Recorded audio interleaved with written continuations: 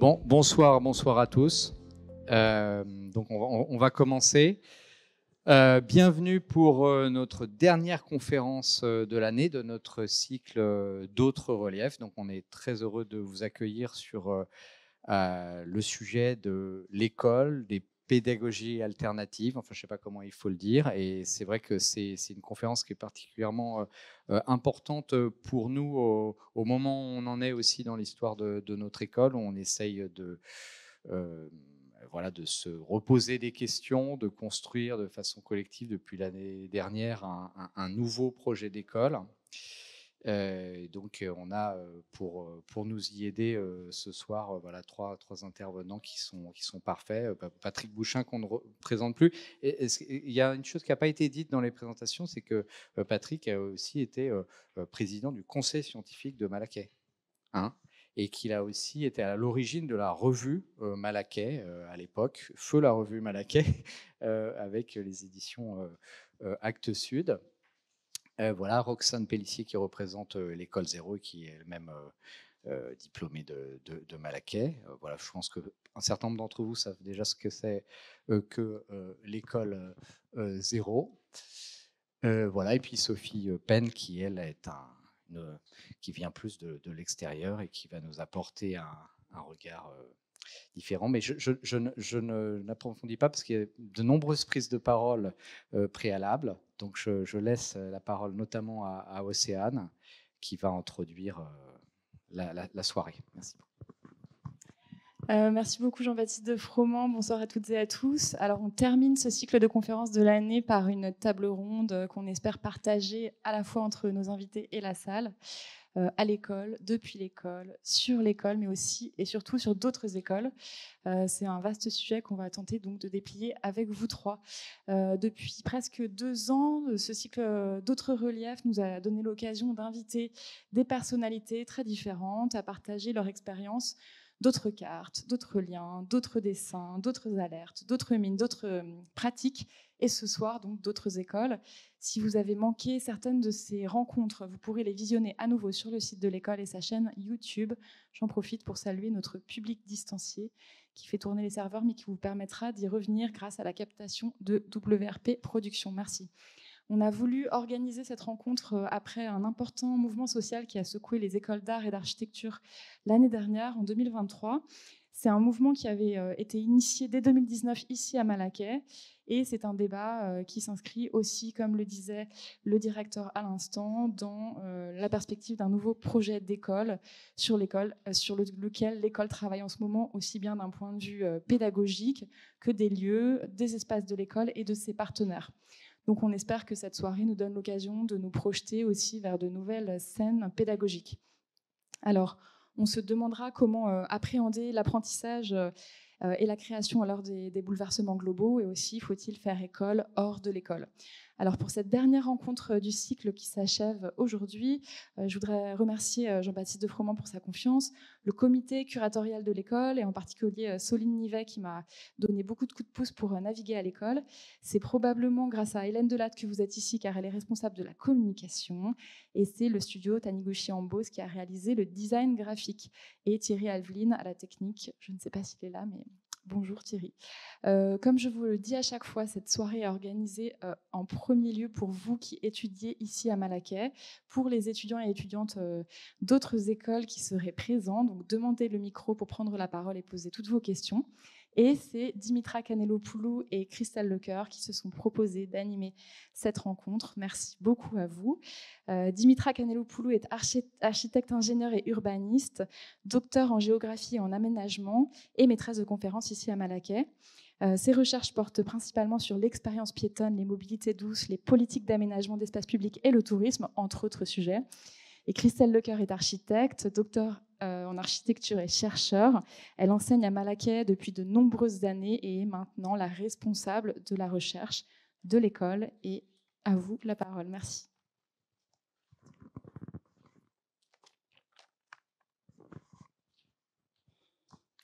Bonsoir à toutes et à tous. Un grand merci à Roxane, Sophie et Patrick d'être là ce soir. On est en 1969 dans un article de la revue Novum Organum, édité par les étudiants de Yale School of Art and Architecture. Alexander Džonis, architecte professeur de théorie de l'architecture, exalte: les systèmes par lesquels les étudiants sont actuellement sélectionnés dans les académies n'est pas adapté au type de talent que la nouvelle éducation requiert et il aboutit naturellement à l'éducation sans intérêt d'un grand nombre d'étudiants. De nombreuses publications dans des revues célèbres telles que Perspecta, Connexion, Les Carrés Bleus exposent la profonde crise de légitimation liée à la pertinence et la pédagogie de l'enseignement, écorchant les renommées écoles américaines, mais aussi nombreuses écoles d'architecture à l'international et surtout en France. Quelques années auparavant, en 1966, à l'Université de Strasbourg, se publie un livret intitulé « De la misère en milieu étudiant », un lance-pierre suivi par des années de profonds bouleversements, résultant la réhabilitation des programmes et la contestation de la figure d'architecte intellectuel. Passionné, engagé, avide de changements, une jeune génération d'enseignants et d'étudiants s'attelle sur la réflexion de la direction que la profession et les métiers sont appelés à prendre au sein d'une société en évolution. Et surtout d'un monde qui oscille pour 2 décennies entre promesses d'essor économique et responsabilités lourdes à l'aube de 3 écologies. Les miracles de l'après-guerre et une Europe sous la vanne du plan Marshall n'ont pas permis d'apporter la joie aux populations souffrantes par de nouvelles injustices sociales et par conséquent spatiales. Philip Johnson déclare « Les seuls principes que je puisse concevoir de croire est les principes d'incertitude ». À l'ombre des événements de mai 68 en France, d'avril 69 à Harvard, l'architecture semble perdre sa boussole, son identité.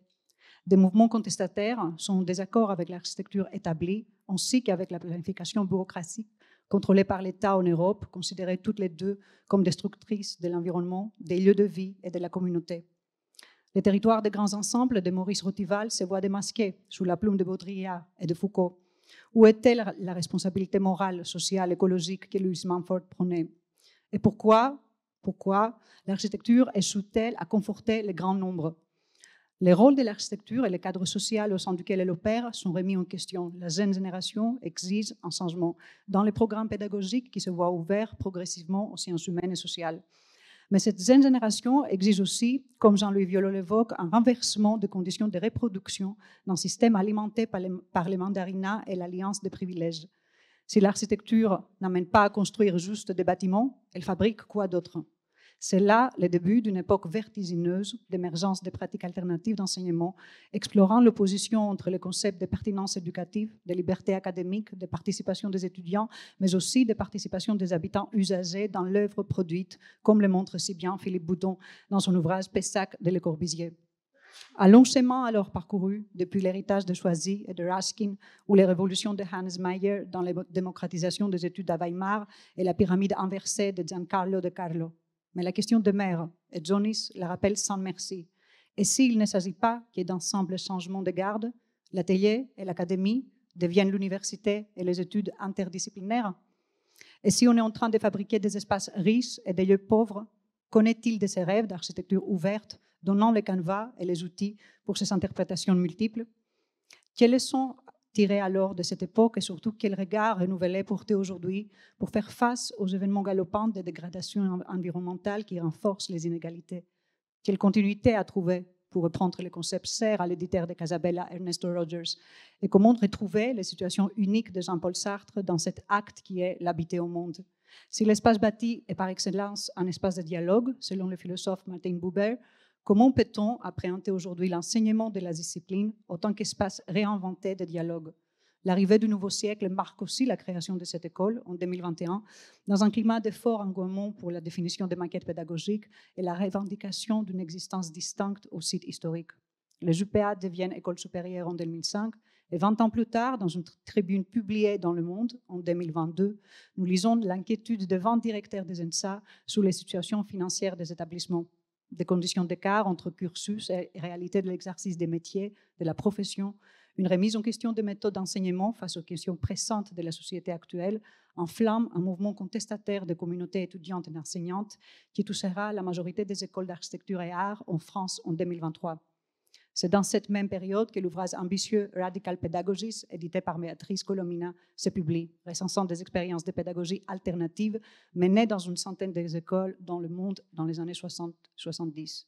signe peut-être de l'inquiétude et interrogation de la communauté internationale aujourd'hui sur les conditions qu'elle prend des restructurations d'enseignement de disciplines qui s'occupent de l'urbain.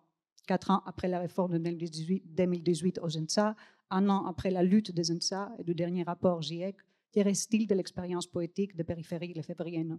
Des initiatives continues de fabrique, de pédagogie, hors le mur, sur le terrain, en collectif, pourraient-elles peut-être effectuer un décentrement des enjeux et redonner l'étincelle nécessaire du changement? Merci beaucoup. Je passe la parole à Christelle pour présenter nos invités de ce soir. Merci.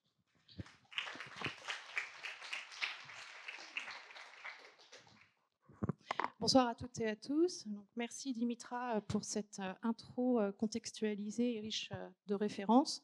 Donc, ce soir, nous avons le plaisir d'accueillir Patrick Bouchain, Sophie Pen et Roxane Pellissier. Roxane Pellissier, bonjour. Donc, vous êtes architecte HMONP, diplômée de Malaquais. Vous avez fait une année d'études d'architecture et de design en Chine, deux disciplines qui nous rassemblent aussi ce soir autour de cette rencontre. Vous avez travaillé pendant plus de 2 ans chez Jouffroy et Zonka. Une expérience dont vous retenez aussi l'intérêt pour le chantier avec la collaboration auprès des artisans. Aujourd'hui, le futur s'ouvre à vous puisque vous venez de quitter l'agence où vous travaillez aussi à 4/5e afin de vous consacrer à l'association École Zéro dont vous êtes la cofondatrice et la coprésidente. Collectivement, au sein de l'École Zéro, vous réfléchissez au futur de la pédagogie, notamment dans ses formes, le concept, la conception-réalisation dans ses structures, comme l'autogestion, et ses lieux pour comprendre, débattre, écouter, dialoguer avec les territoires et ses communautés habitantes. Comment émanciper le savoir? Comment faire de l'école un lieu d'utilité publique? Autant de questionnements qui vous animent et animent votre posture.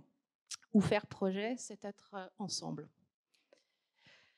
Patrick Bouchain, bonsoir.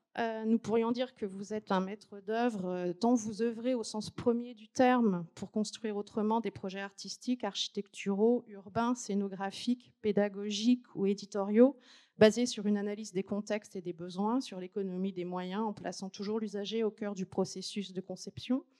C'est une dimension que l'on retrouve dans l'agence Construire, fondée en 1986, où est pratiquée une architecture revendiquée HQH, haute qualité humaine.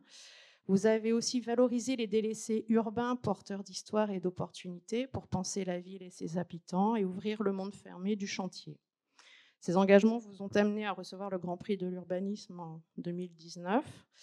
Dans le cadre de l'intitulé de la soirée, j'aimerais revenir sur 2 projets en particulier qui vous ont animé. L'École des écoles à Arles, dont l'ambition est d'apprendre à comprendre le monde, et le programme de l'ENSCI en 1981 avec Jean-Louis Monza, dont le sommaire est constitué de 3 points manifestes et qu'on retrouve dans cet ouvrage que j'ai emprunté à la bibliothèque mais que je rends très vite.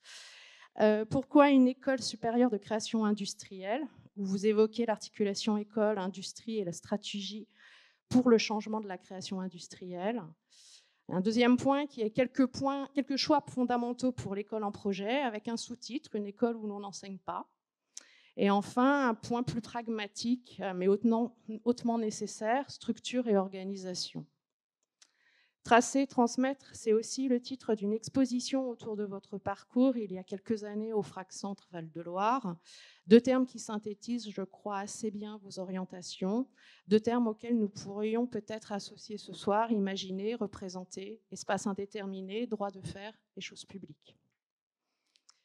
Sophie Pen, bonsoir. Alors, vous êtes sociolinguiste, vous êtes spécialisée dans l'étude des pratiques numériques, apprentissage, travail, création. Vous êtes directrice de recherche et professeure d'université. Vous avez aussi été directrice de la recherche de l'ENSCI, 2009 à 2012. Et vous vous rapprochez aujourd'hui des écoles de design et participez aux politiques interdisciplinaires de transition.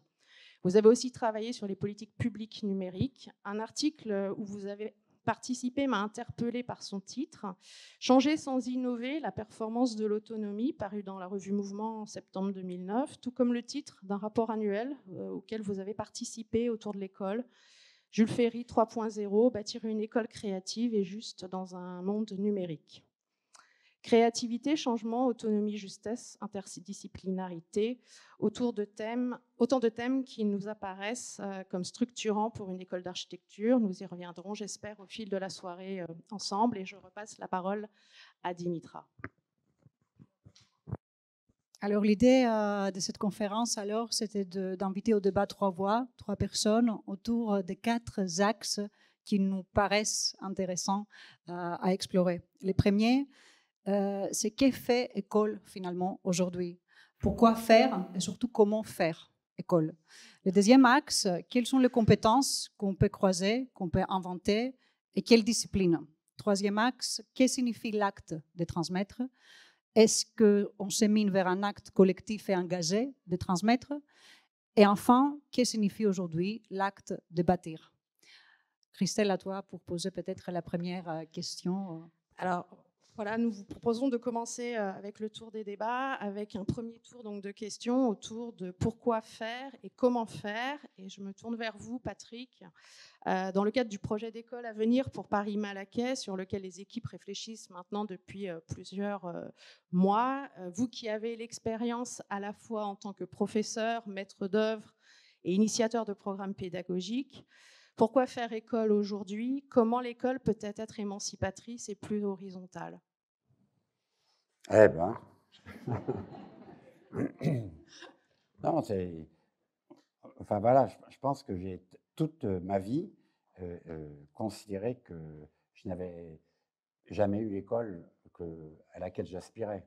Quand j'étais à la maternelle ou à l'école primaire, et j'ai donc toujours eu une déception de l'école. C'est comme ça. Et ce qui fait que j'ai donc tout le temps, à chaque période de ma vie, tenté de faire école. C'est-à-dire de dire, en fin de compte, il n'y a pas une époque de sa vie où on va à l'école et une autre époque de sa vie où on exerce ce que l'on a appris à l'école. Et peut-être que sans cesse, on découvre que ce que l'on a appris n'est pas adapté au contexte et que le contexte vous force, vous oblige à apprendre à nouveau. Mais ce qu'on peut faire comme bilan à la fin d'une vie, c'est que l'école est nécessaire. C'est pas parce qu'on est critique vis-à-vis de l'école qu'on est contre l'école. C'est-à-dire que l'école, elle est nécessaire, simplement elle est peut-être justement rompue ou brisée par des périodes d'âge ou par des pratiques professionnelles. Et c'est peut-être en reliant les professions ou en reliant les âges, en reliant les couches sociales, qu'en fin de compte, la vie est une école, on pourrait dire comme ça. Et quand on le dit, bon, bah, c'est facile, mais comment on fait pour permettre à quelqu'un d'avoir envie de se prendre en main, de s'auto-former? On s'auto-forme parce qu'on reçoit quand même des connaissances qui viennent d'ailleurs ou des choses que l'on voit. Alors, le premier exemple que je donnerais, c'est comme tout à l'heure on a parlé de l'enseignement après 68, il y a eu à un moment donné, vous voyez, moi, c'est ma génération, on a pu se permettre de critiquer l'école parce qu'elle était hyper structurée. Voilà. Moi, j'ai été dans des écoles disciplinées et très structurées. Et donc, j'avais en fait des outils pour la critiquer. Et après 68, comme toujours, voilà, moi, j'ai enseigné trop tôt. Et j'ai été dans une école où, en fin de compte, tout était possible. C'est-à-dire qu'en fait, ne rien faire était une démarche qui était aussi intéressante que faire. Et comme ça m'énervait qu'on puisse dire à tout le monde « mais t'inquiète pas, ne pas apprendre c'est bien, ne pas faire c'est bien, faire le contraire c'est bien », enfin tout était bien, qu'avant de donner ma démission dans une école d'art dans laquelle j'enseignais l'environnement, parce qu'à l'époque, il y avait une réforme des enseignements artistiques pour enseigner l'environnement dans les écoles d'art, j'ai donc décidé de faire un cours ou un exercice qui obligerait que toute l'école soit concernée par le sujet que j'allais donner aux étudiants. Alors, ça a été déjà très dur d'obtenir de la part du directeur du fonctionnement de l'école que toute matière, tout enseignant une matière avec un champ disciplinaire viendrait se réunir sur un sujet que je donnerais et que une promotion entière réaliserait. Donc, j'ai commencé à le développer comme une méthode pédagogique. Et un jour, j'ai dit, je pense qu'on est prêt, je vais vous donner le sujet. Et en donnant le sujet, j'ai dit, voilà, on va faire quelque chose qui sera donc une nécessité. Le projet sera donc une nécessité, une obligation de faire. Et si nous faisons mal les choses, l'un d'entre nous mourra. En fin de compte, il y en a un d'entre nous que l'on désignera comme le porteur de ce projet. Et si le projet est mal fait, il en mourra. Alors, ça a été un débat dans toute l'école, mais c'est pas possible, on ne peut pas se permettre ce genre de choses et tout. Et il y en a un qui a levé le bras qui dit, moi, je veux être le mort éventuel. Et donc, après, il dit, quel est le sujet? Il dit, ben voilà, le sujet, c'est on va faire un objet volant. Et donc, à l'époque, il y avait beaucoup de deltaplane, du LM et autres. On va donc le faire avec les moyens du bord. Toute l'école va construire un objet volant. Et cet objet volant, en fin de compte, portera un pilote qui s'appelait Antoine. Et si l'avion vole, eh ben, tout le monde aura son diplôme. Et si l'avion ne vole pas, personne n'aura son diplôme. Alors, ça a été un débat qui a même entraîné une attitude de la part du commissaire de police, parce que ça s'est su qu'on allait faire un avion, qu'on allait décoller, machin et tout, même de l'évêque, c'était dans la ville de Bourges, même du maire de la ville. Après, comme à Bourges, il y a des départements, des établissements militaires, avec des ingénieurs de l'armement, des X hyper performants en aéronautique et autres. D'un seul coup, les établissements militaires s'y sont mis.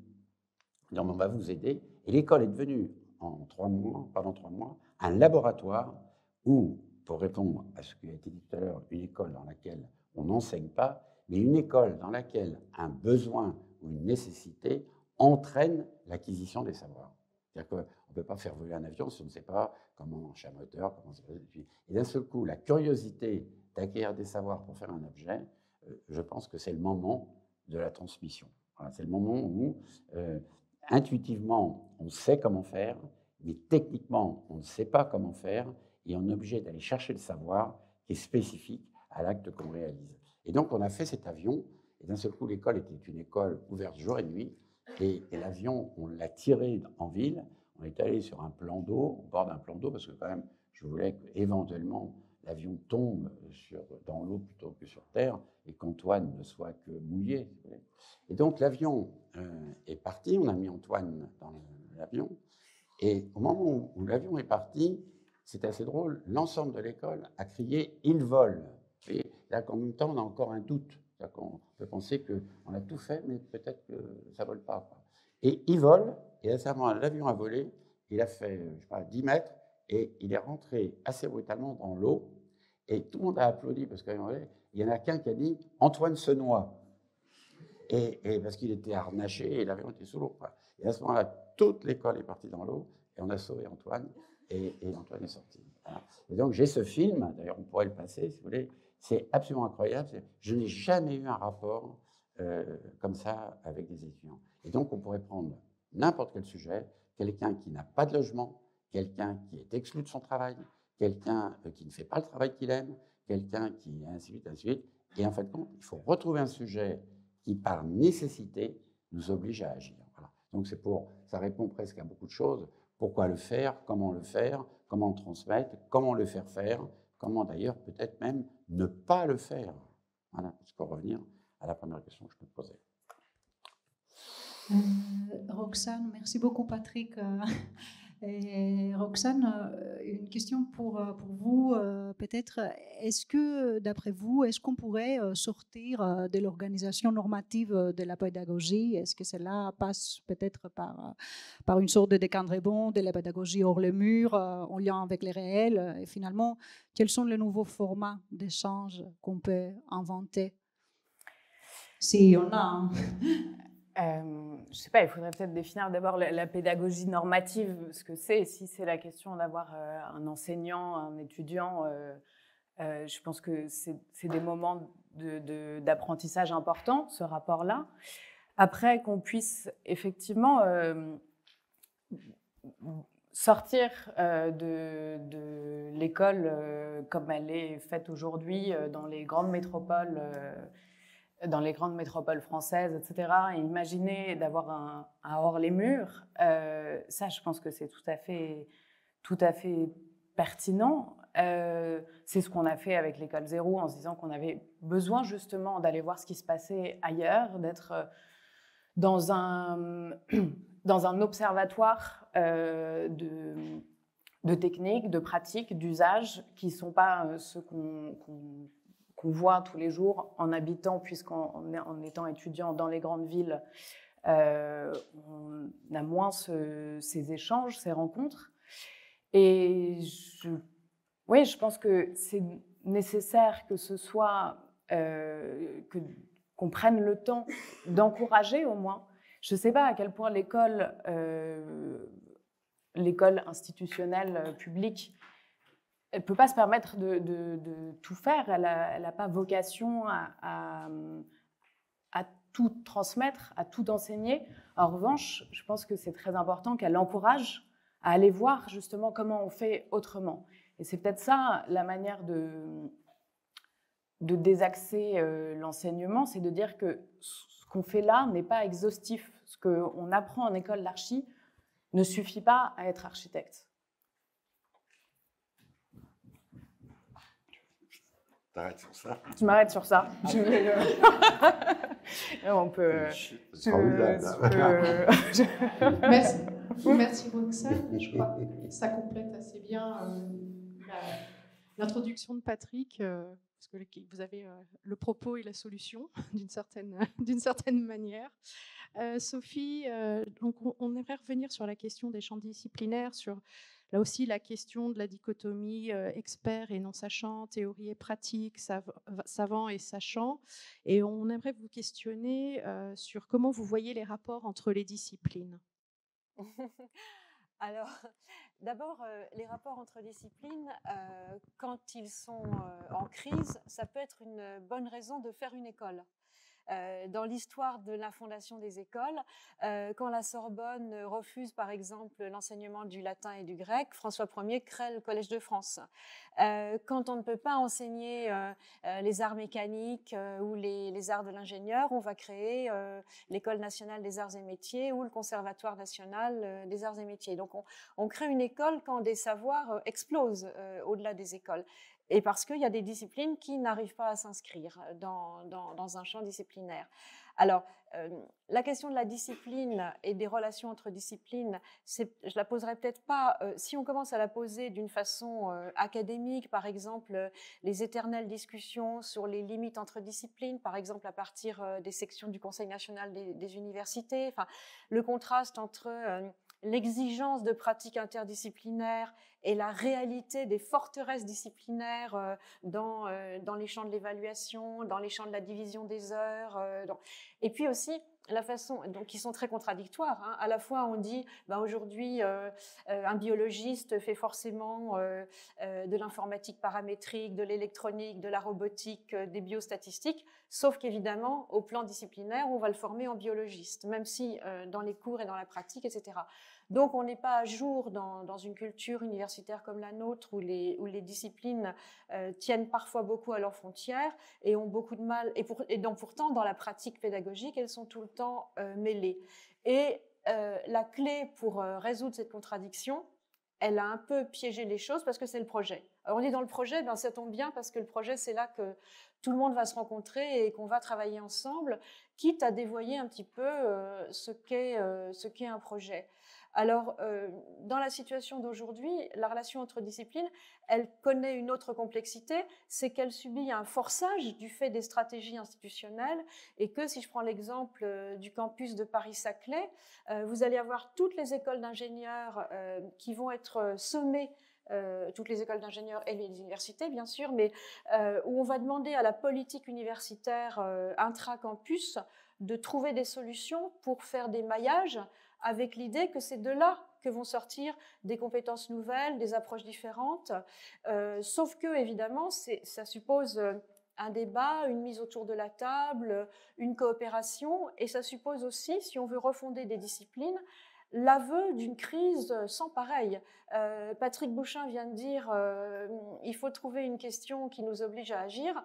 Je crois que cette question, on la tient. Hein, on la tient, c'est que, par exemple, puisque vous m'avez invité pour que je parle d'autre chose, eh ben, justement, d'autre chose que de l'architecture, si je prends la situation des écoles d'ingénieurs aujourd'hui, hein, dans les écoles d'ingénieurs, les profs qui acceptent des tête-à-tête enfin, sur la crise qu'ils peuvent traverser, ils vont dire mais qu'est-ce que c'est former un ingénieur aujourd'hui en 2024 pour faire quoi hein si on a sous les yeux les échecs extractivistes, la situation écologique, les bifurcations des étudiants, leur refus de travailler à des activités nocives pour la planète, qu'est-ce qui nous reste?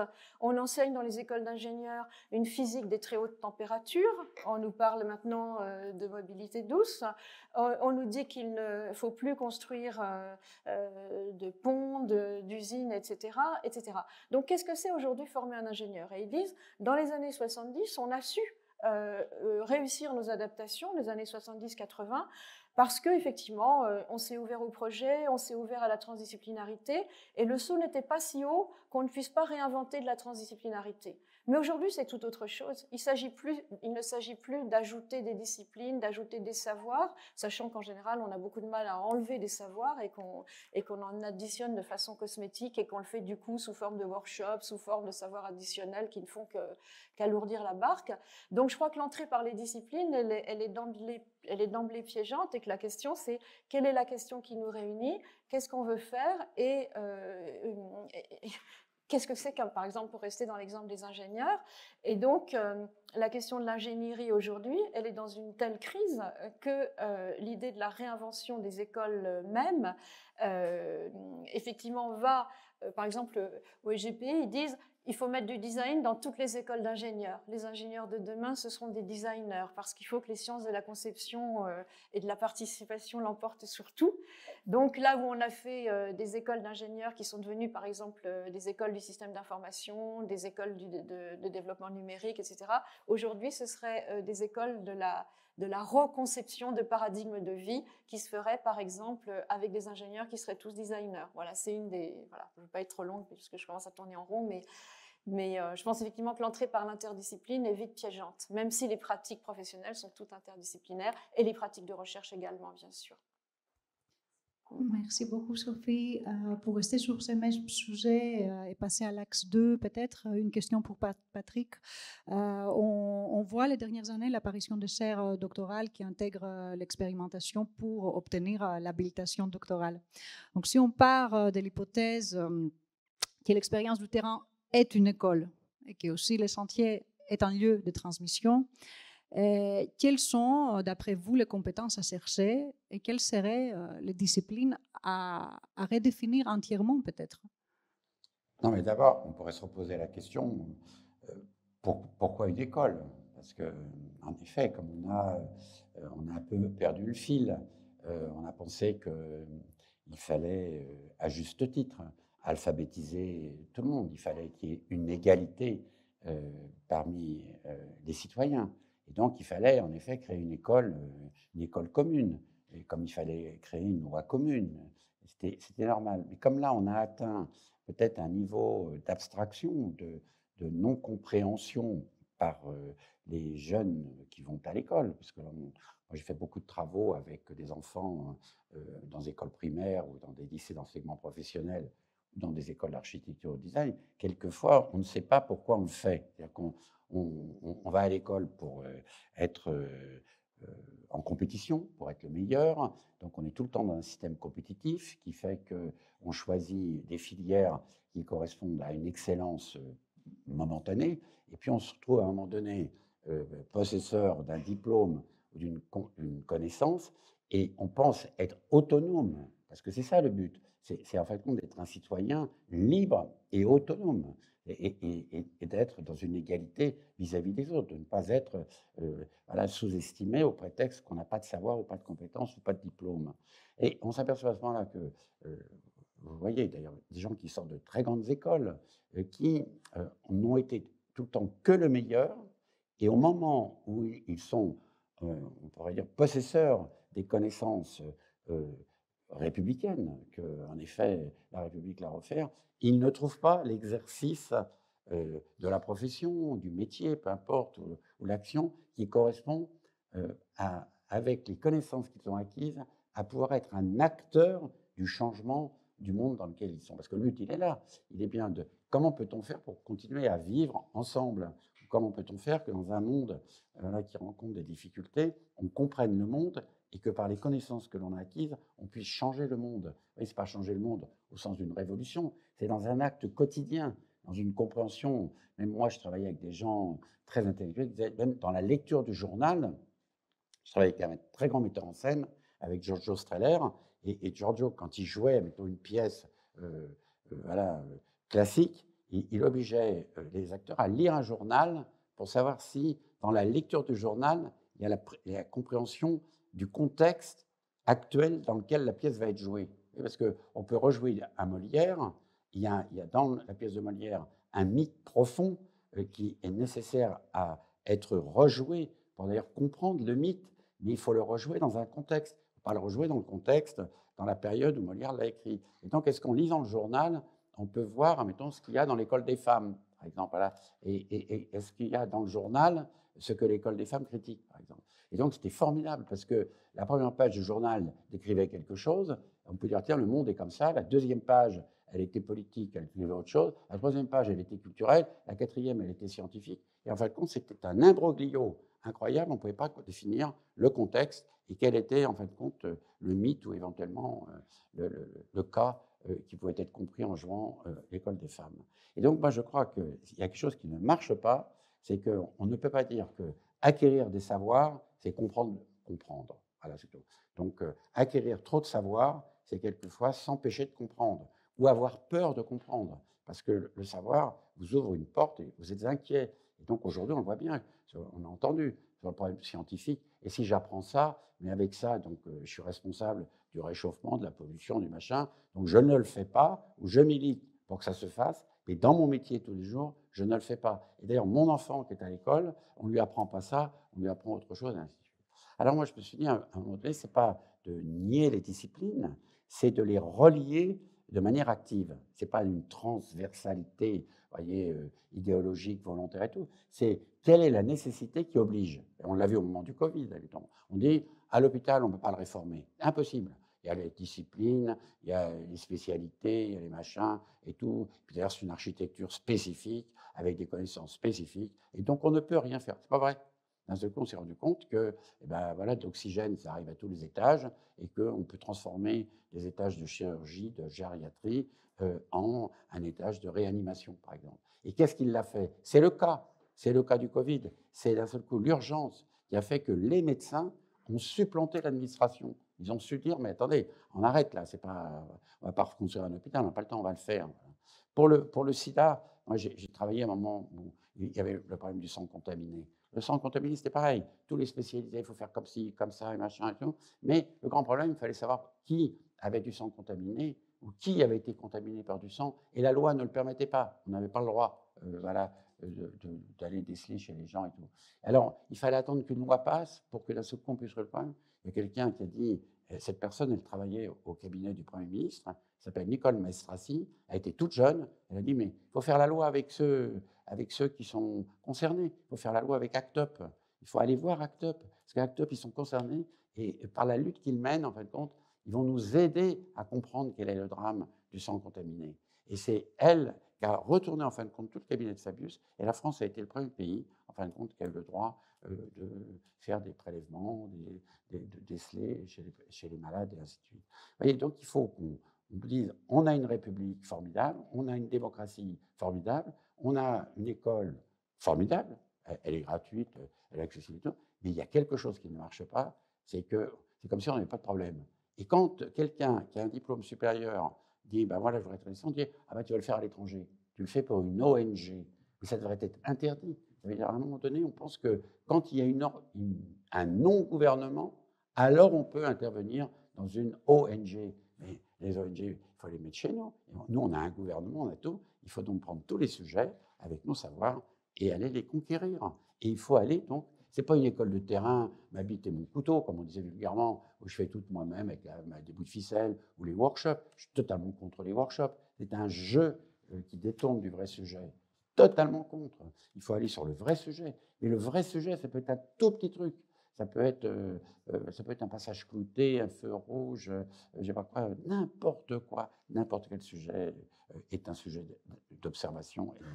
Quand un anthropologue quitte le Collège de France, il va dans un pays, alors il va dans un pays justement très éloigné au niveau culture pour mieux comprendre, parce qu'il a du recul archaïque, si vous voulez, et chez nous, on ne fait pas ça. On ne regarde pas l'archaïsme qu'il y a dans notre culture pour comprendre le phénomène. Pour l'agriculture, on pourrait le faire. La France est un grand pays agricole, elle pourrait comprendre pourquoi ça ne marche pas l'agriculture telle qu'on la fait aujourd'hui. Elle pourrait le comprendre. Alors on va là-bas, et là-bas on accepte d'être un anthropologue, de coucher sous une tente, de se faire piquer par un moustique, de regarder une société primitive pour comprendre le problème. Mais arrêtez, il faut prendre le métro, s'arrêter à Gennevilliers et dire voilà, moi quand j'enseignais, au bout d'une heure, si un étudiant n'a pas trouvé un sujet, alors moi je n'enseigne pas, je ne parle plus à cet étudiant. S'il a un sujet, alors on le regarde et on se donne une heure pour éclaircir le sujet et on rentre à l'école et le lendemain, ça devient le sujet. C'est ça, c'est un retournement de comportement. Et c'est compliqué parce que voilà, on a des habitudes et tout, mais vraiment, je vous jure, la transdisciplinarité, c'est pas pour mélanger le tout, c'est au contraire pour réunir l'excellence. Et l'excellence, elle existe chez même des enfants. Moi, on a nous enseigné avec Loïc ce que c'est que l'eau vanne et l'eau usée au cours d'un chantier, en montrant à des enfants ce que c'était qu'à un moment donné, 2 tuyaux qui sortaient du bâtiment et qui allaient donc, un allait prendre les eaux savonneuses et l'autre les matières, et que les réseaux séparatifs, c'était justement ce qui permettait de vivre ensemble, peut-être. Et il y a un enfant qui a dit « Mais mon papa fait ce métier ». Alors qu'avant, avant de voir ça, l'enfant disait « Mon papa travaille ». Il dit « En fin de compte, mon papa fait ce métier ». Et après, on a fait une conférence avec un égoutier, et l'égoutier a reconnu qu'il faisait un métier écologique. Parce que sans la séparation des eaux, il n'y a pas de vie possible, par exemple. Alors on pourrait dire, les ingénieurs, ils avaient l'air cons après. Parce qu'il y avait des réseaux séparatifs pour faire un écoquartier, et au bout de l'écoquartier, les réseaux redevenaient unitaires et allaient à la station d'épuration. Voilà. Mais ça, on ne veut pas le voir. C'est un retour. Mais moi, je pense que l'école, c'est formidable. Parce que parce que vous vous rendez compte, l'école, c'est formidable parce que c'est un âge. Vous êtes en pleine possession quand même, et pour que ça dure longtemps. Mais c'est un moment unique, c'est un cadeau, quoi. Donc l'école est nécessaire. Il ne faut pas la complexifier, la simplifier.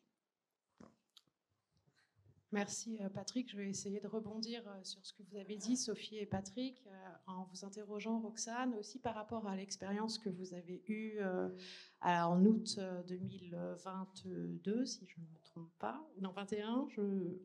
Moi, j'ai un problème avec le Covid et avec les dates. Quand vous êtes partis hors les murs... Tous les ans depuis le confinement. Voilà, moi j'ai vraiment un problème de date.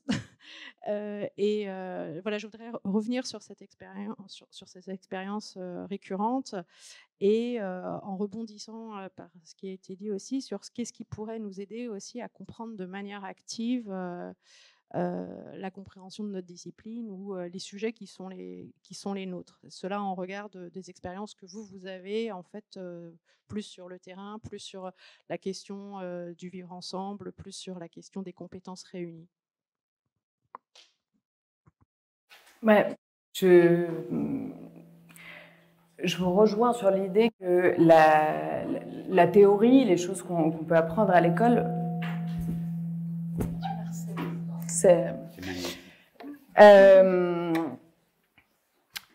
manque d'emprise parfois avec le réel.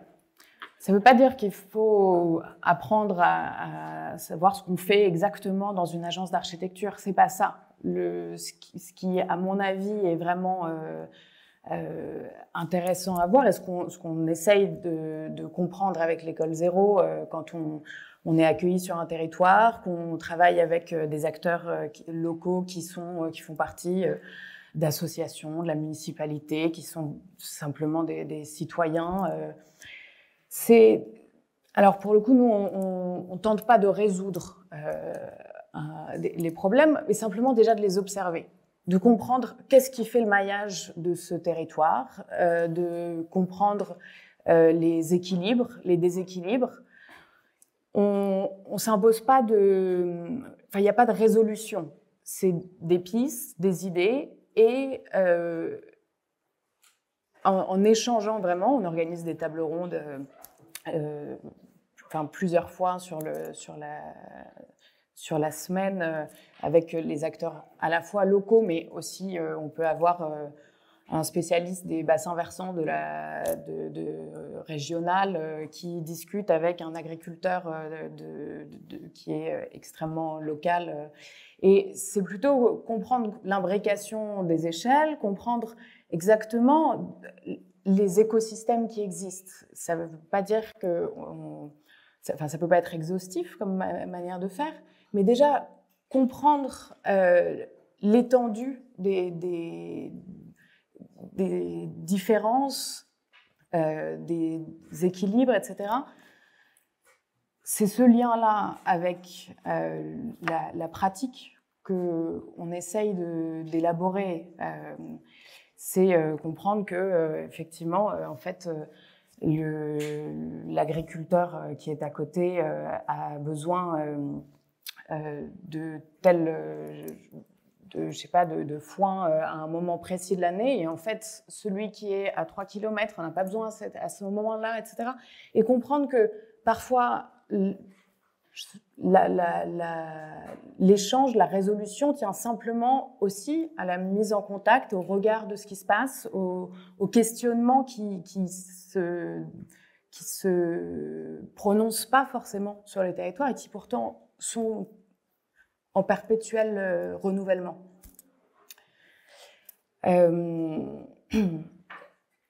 Et sans vouloir, justement, je pense que dans les projets d'école, on projette nécessairement. C'est pas ce qu'on fait justement à l'école zéro. Alors, on fabrique des choses, on va chercher plein de matériaux à côté de récupération, alors parfois avec des ambitions précises en se disant, on va créer... je sais pas, il y a quelqu'un qui est intéressé de faire un atelier, un espèce de pavillon en bambou, qui connaît pas très bien les techniques, mais il se trouve qu'il y a quelqu'un à côté qui s'y connaît et qui en fait régulièrement de manière professionnelle. L'année dernière, on était dans le pays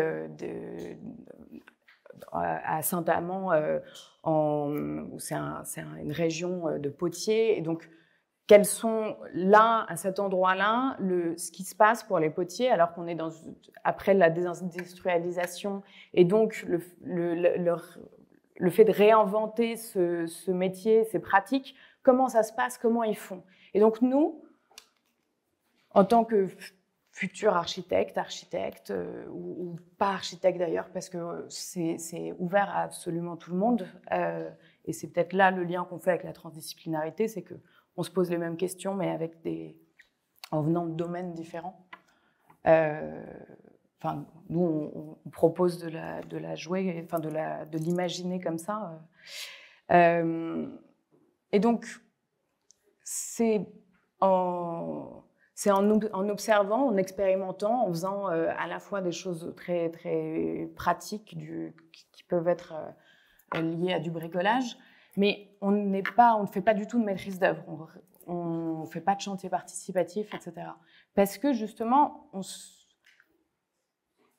je pense qu'il ne faut pas s'arrêter au fait de projeter, et que notre métier, c'est projeter, c'est imaginer, c'est toujours résoudre.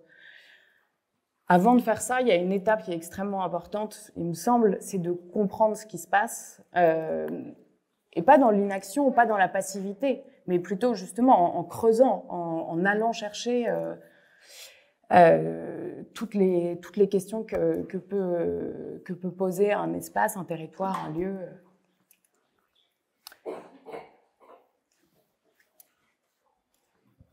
Merci beaucoup, Roxane. Je ne sais pas si ça marche, oui.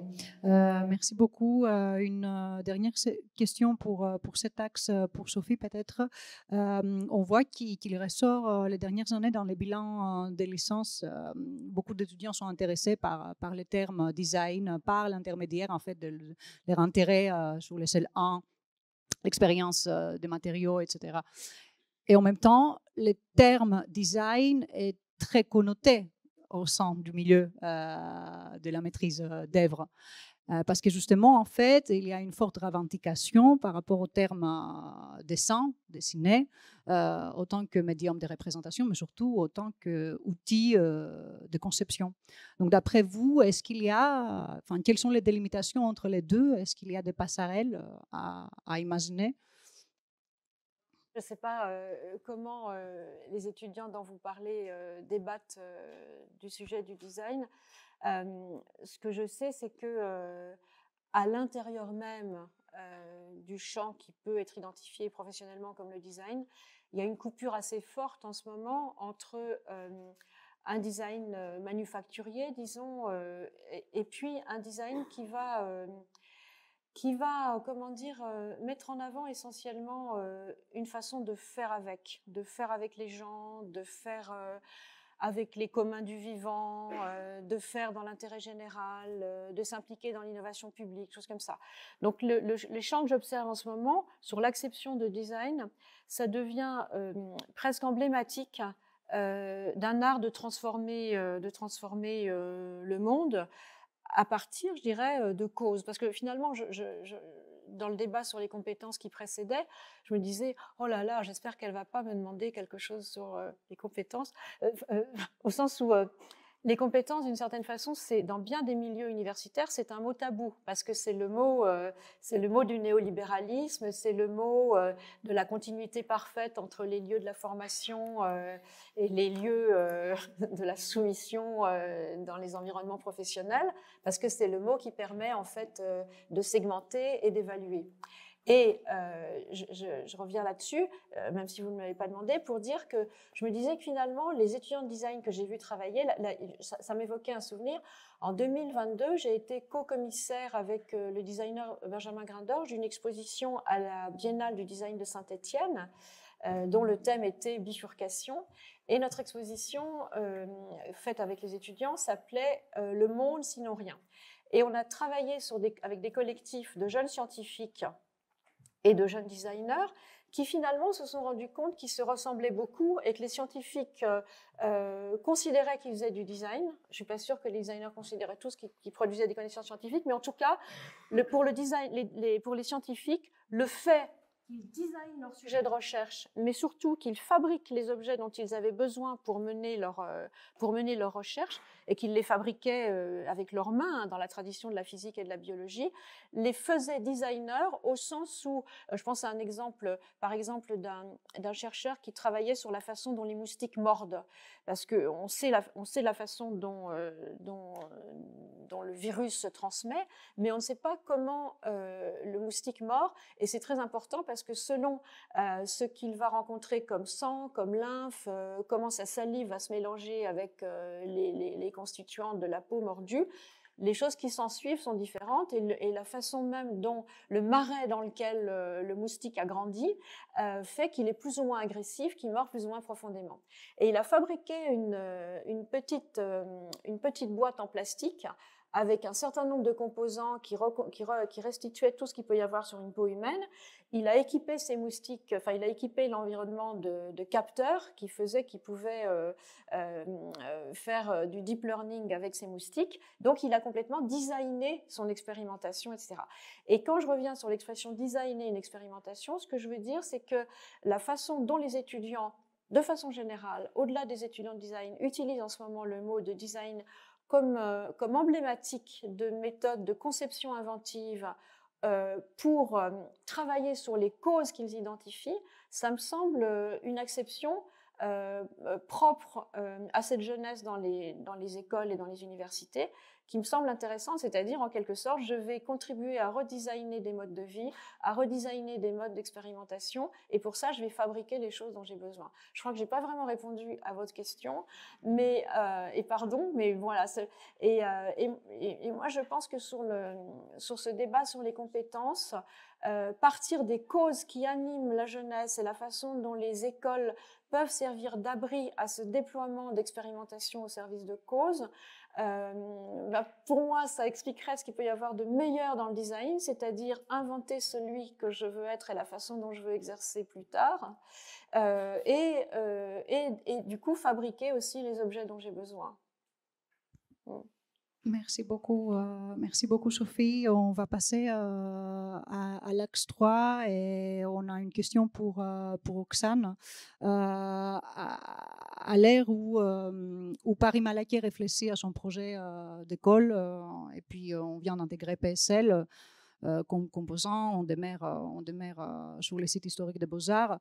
Pour vous, autant que collectif peut-être, pour vous, faire école, c'est quoi aujourd'hui, finalement? Faire école.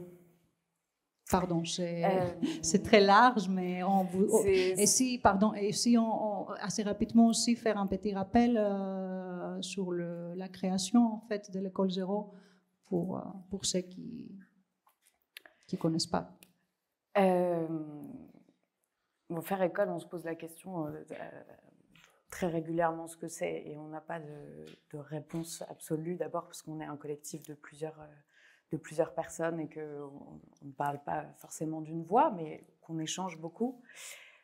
Pour juste un peu du coup préciser ce que c'est que l'école zéro, ça a été créé après on a d'abord créé le séminaire zéro ici à Malaquais quand on était étudiant, avec plusieurs étudiants de Malaquais, mais il y avait aussi des gens des Beaux-Arts.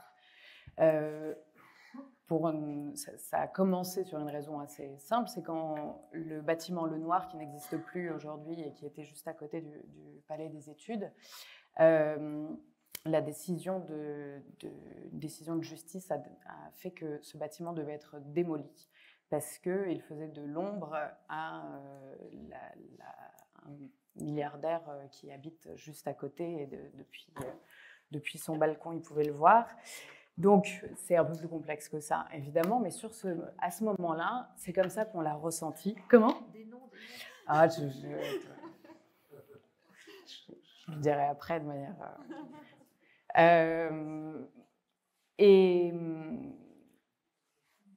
Et ça a été une étincelle à ce moment-là, parce que c'était notre école, c'était des espaces de laboratoire, de recherche,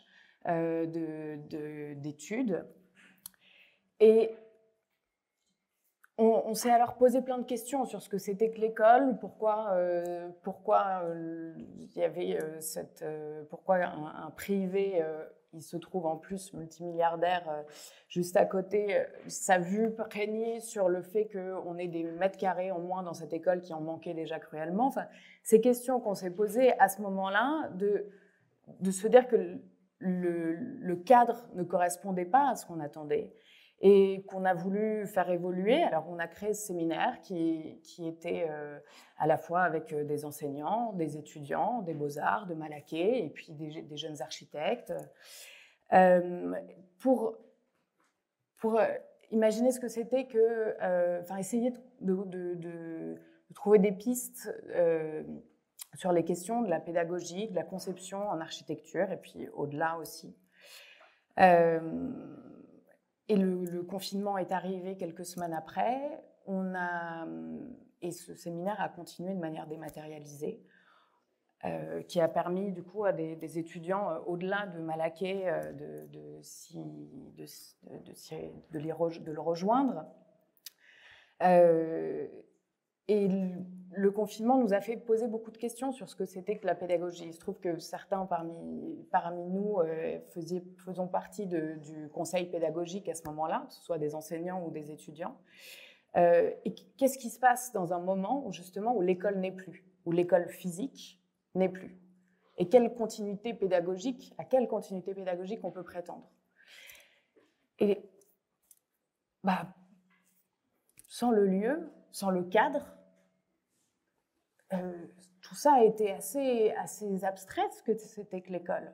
Alors oui, il y avait des enseignements, il y avait des visios, il y avait des projets, mais tout d'un coup, en plus, ça révélait aussi des inégalités au-delà de l'école où chacun était chez soi, dans des conditions qui pouvaient différer, évidemment, qui impactent énormément la manière dont on étudie.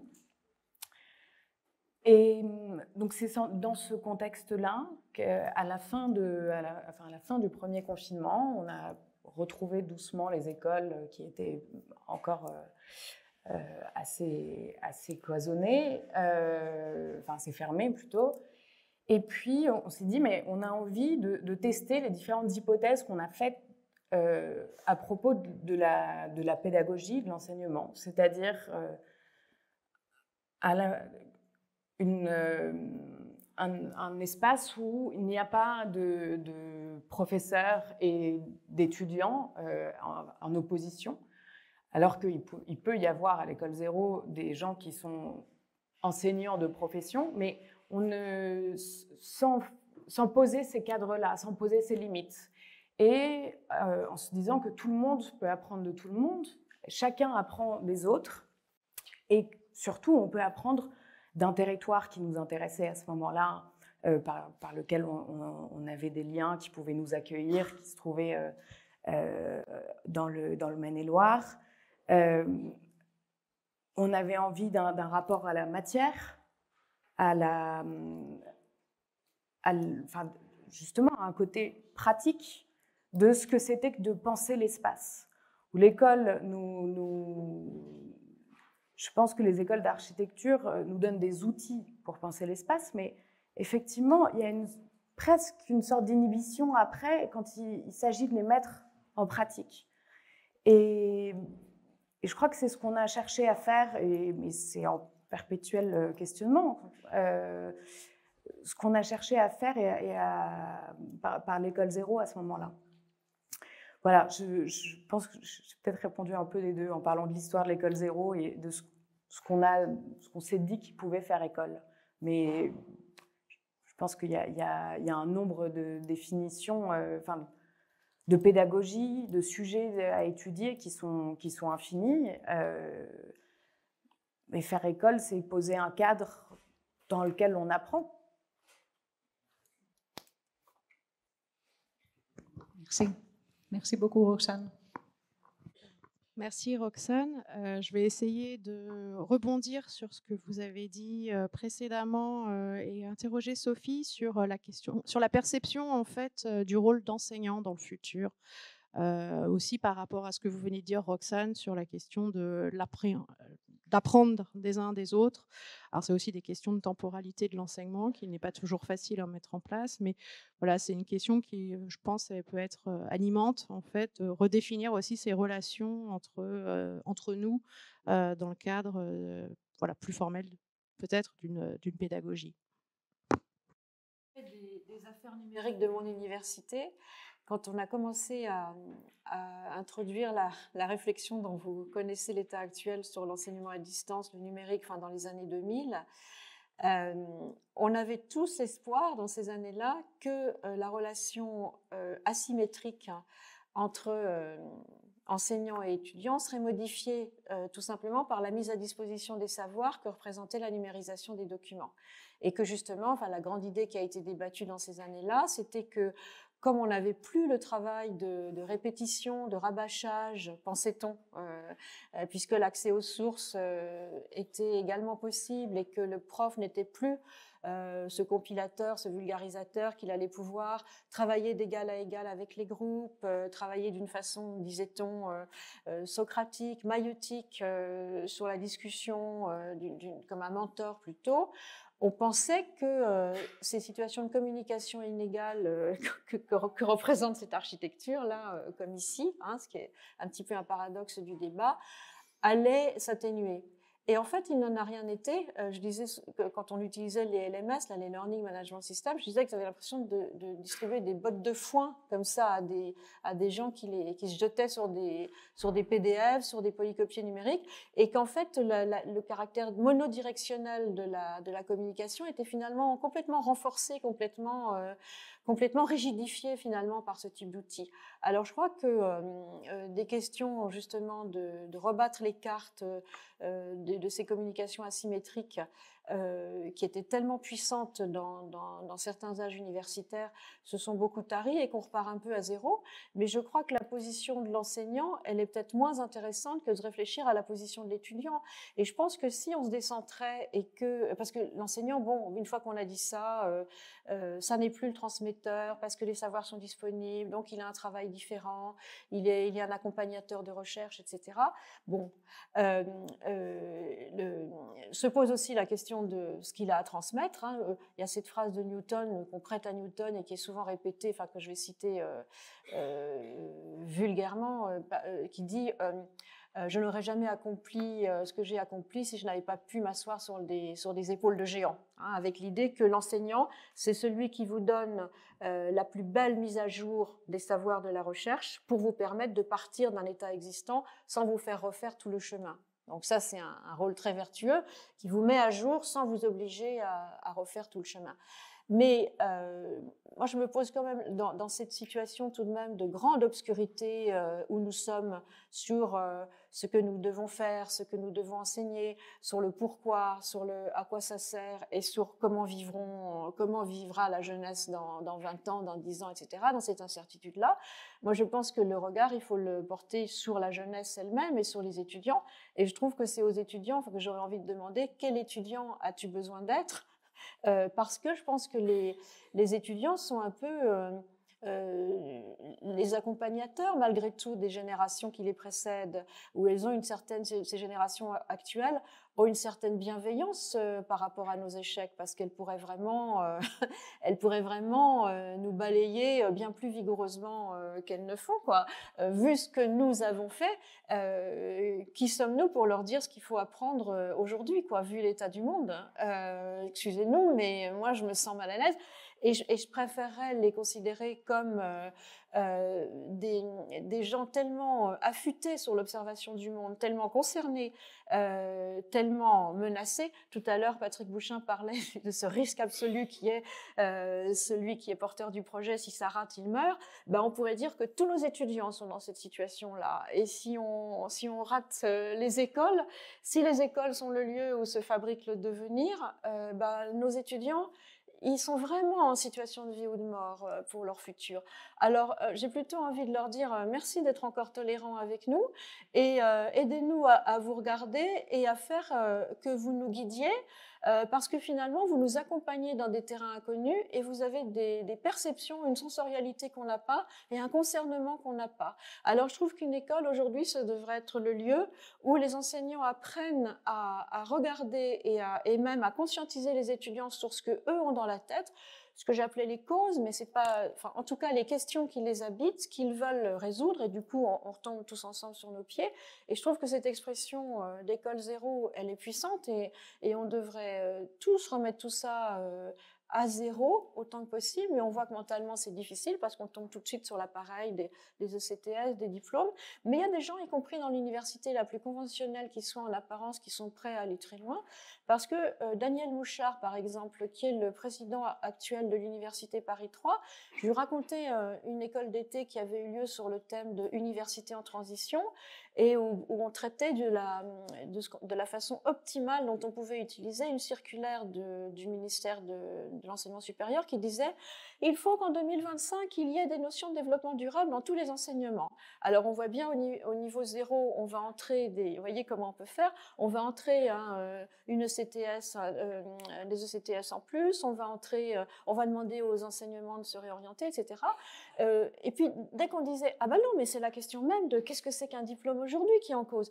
Et à ce moment-là, on voyait les gens de Paris 1 qui frissonnaient, puis qui disaient « Ah ben non, quand même, un diplôme, on sait ce que c'est, puis des ECTS, on sait ce que c'est, ça, on n'y touche pas. » Et Vincent Mouchard, Daniel Mouchard m'a dit Ah non, non, mais moi, je suis prêt à tout raser. C'est-à-dire que je suis prêt à, et je peux l'assumer, et je sais que je serai suivie.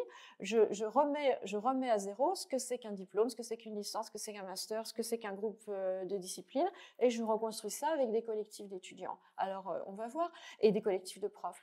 Et donc, moi, je crois qu'on est quand même à un niveau extrême, et que la façon assez modérée dont on prend les choses à la marge, ça va pas, quoi. Je pense vraiment qu'il faudrait vraiment faire des écoles zéro à l'intérieur, quoi, et questionner autant la forme scolaire que les contenus, que les modalités, et suivre les étudiants sur ce qu'il y a à faire, quoi. Alors, je dis ça en essayant de faire qu'il peut y avoir des traductions démagogiques et stérilisantes de ça. Il faut trouver les moyens de discussions qui sont des discussions sur le faire, sur l'agir, avec des formes de contrat, d'engagement, de véritable responsabilisation de ceux qui deviendraient des messagers et des gens qui guident et qui protègent dans des environnements aussi incertains, et qui seraient, dans mon esprit, les étudiants actuels et futurs. Merci beaucoup. Wow. Merci beaucoup, Sophie, pour ce point. Donc, on va enchaîner sur le prochain tour de questions autour du thème « Bâtir la vie ». Et Patrick, on aimerait revenir sur ce que vous avez entrepris en 2021. Vous avez organisé avec Elefthérios Keshagioğlu, qui est présent ce soir ici, directeur du plus petit cirque du monde à Bagneux, un grand voyage dans les banlieues parisiennes. Donc, quel ressenti, quelle réflexion cette longue traversée a fait émerger pour ce qui concerne l'acte de bâtir aujourd'hui? Non, c'est parce que, enfin, revenons quand même un tout petit peu là sur l'école, parce que, en effet, à quoi ça sert? Voilà. On a eu justement à Bagneux, après avoir fait tout un travail comme ça, en étant content de nous, voilà, d'avoir réuni des populations, des tranches d'âge, des sujets et tout.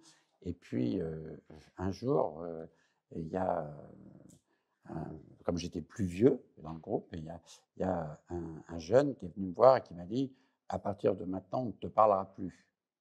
Alors, je dis « Ah bon, c'est dur quand même, quoi. Tu pourrais me dire que je suis un vieux, con, blanc, je sais pas quoi, n'importe quoi, mais je voudrais savoir pourquoi tu ne veux plus nous parler. » Non, mais non, on a décidé, on ne te parlera plus. Alors, je dis, bah, écoute, je sais pas, moi j'ai des enfants, des petits-enfants. Voilà, normalement, il y a une explication, quoi. On peut s'engueuler. Donc, tu dois me dire, il faut qu'on se parle. Non. Bon. Vous voyez quand même que j'étais assez peiné par cette remarque. Et en faisant attention que les autres ne le voient pas me parler, il m'a fait signe que derrière un arbre, on pourrait s'expliquer, quoi. Donc, je suis allé derrière un bâtiment et il est venu, il me dit, bah, parce que voilà, tu es sympa, mais tout ce que tu fais, ça ne sert à rien. Alors, c'est peut-être la critique la plus profonde que j'ai jamais reçue dans ma vie. Je m'excite, machin, je crois que je fais bien, machin, plutôt, voilà. Là, tac, rien. Je dis, mais attends, ça ne sert à rien. Quoi, ça ne sert à rien? Mais tu veux que je te donne quelques exemples comme ça? Parce que ce coup, il était en verbe. Alors, comme on s'occupait d'enfants plus petits que lui, et lui, il était un jeune qui était en emploi aidé. Donc, en fin de compte, il avait un faux emploi. Il avait un emploi aidé. Et il s'occupait de jeunes qu'il avait été lui-même, comme tous, on a été jeunes, quoi. Il dit, bah, tu vois, mettons ça, c'est ma sœur, et ben, elle est bonne à l'école. Moi, j'étais très bon et j'ai pas d'emploi. J'ai un emploi aidé, quoi. Et donc, ce que je fais, je l'aime pas, quoi. Donc, ça sert à rien. À l'école, ça sert à rien. Bon, d'accord. Mais quoi d'autre? Il me dit, bah, je sais pas, mettons, par exemple, on va prendre à l'extrême. Il y a des supermarchés. Alors, on dit que c'est comme ça, une galerie commerciale, et tout. Puis, est-ce que tu sais, il me dit que dans la galerie, il y a une rue, des plantes vertes, quoi, voilà. Il y a des bancs et tout, pour faire rue. Et nous, on n'a pas le droit d'y aller. Évidemment, pourquoi? Parce qu'on ne consomme pas. Donc, il y a des caméras qui font que si on rentre dans le centre commercial et qu'on tourne dans les rayons et qu'après, éventuellement, on vient s'asseoir comme si on s'asseyait sur un banc public, parce qu'on dit que c'est une rue, et en fait, ce n'en est pas une, on nous met dehors. Donc, on va dire, tu prends les deux extrêmes, même le mode de consommation, de production, ainsi de suite, la rue, là, ça ne sert à rien, quoi. Puis après, il a commencé à décliner tout. Alors tout, la médiathèque, les rues, les plantes vertes, les jardins, les squares, les aires de jeu.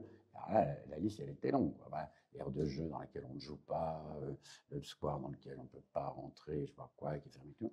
Et moi, la première fois que je suis rentré chez moi, j'avais le cafard, quoi. Je suis rentré, je me suis dit, bon, peut-être qu'en effet, j'ai beau faire un effort, il y a quand même une multitude de choses qu'on continue à faire par répétition, on les améliore, en fin de compte, on ne les change pas fondamentalement. Alors, moi, je pense que, bon, j'ai surmonté cet échec, hein, mais je pense qu'il y a un truc, si vous voulez, parce que si vous êtes à l'école, c'est pour être autonome, c'est pour attaquer des sujets quand même, c'est pas pour simplement améliorer la profession. Et comme la profession ne résout pas les problèmes, qu'est-ce qui permettrait que l'école vous fasse passer devant, et non pas que l'école, par mimétisme, qui est un peu le défaut de la HMO, qu'on doit faire chez un professionnel qui est sur un modèle complètement dépassé, est-ce qu'on pourrait avoir un lieu d'expérimentation quand on est à l'école pour apprendre ce qu'on voudrait faire quand on sera acteur? Parce qu'en fin de compte, être autonome, c'est être acteur. Mais donc, si on attend ça, vous n'aurez jamais la commande. Parce que jamais dans votre vie, vous ne recevrez quelque chose qui n'existe pas, qui existe par vous, peut-être de manière inédite, mais qui n'existe pas pour qu'on vous le commande. Donc, il faut qu'en effet, on puisse enseigner pour dire que peut-être qu'il y a des choses qu'on ne peut pas enseigner parce qu'on ne le sait pas. Il y a peut-être des choses que l'on perçoit parce qu'on est plus vieux, parce qu'on a plus de connaissances, plus de compétences. Il y a quelque chose que vous percevez mieux que nous, parce que vous êtes des fois concerné au premier degré par le sujet. Et donc, il faut vous préparer à pouvoir aller dans votre vie future à inventer ou à découvrir un cas qui ne viendra jamais devant vous comme une commande. Parce que vous êtes aussi à l'école pour vivre, c'est-à-dire pour gagner votre vie, pour être autonome, et ainsi de suite. Et donc, c'est compliqué parce qu'il faudrait que vous, qu'on vous dise, bah oui, allez-y, vous êtes libre, et en fin de compte, vous ne l'êtes pas. En fin de compte, c'est faux. Voilà, vous n'êtes pas libre. Tout ça va être encadré par l'emploi, le machin et tout.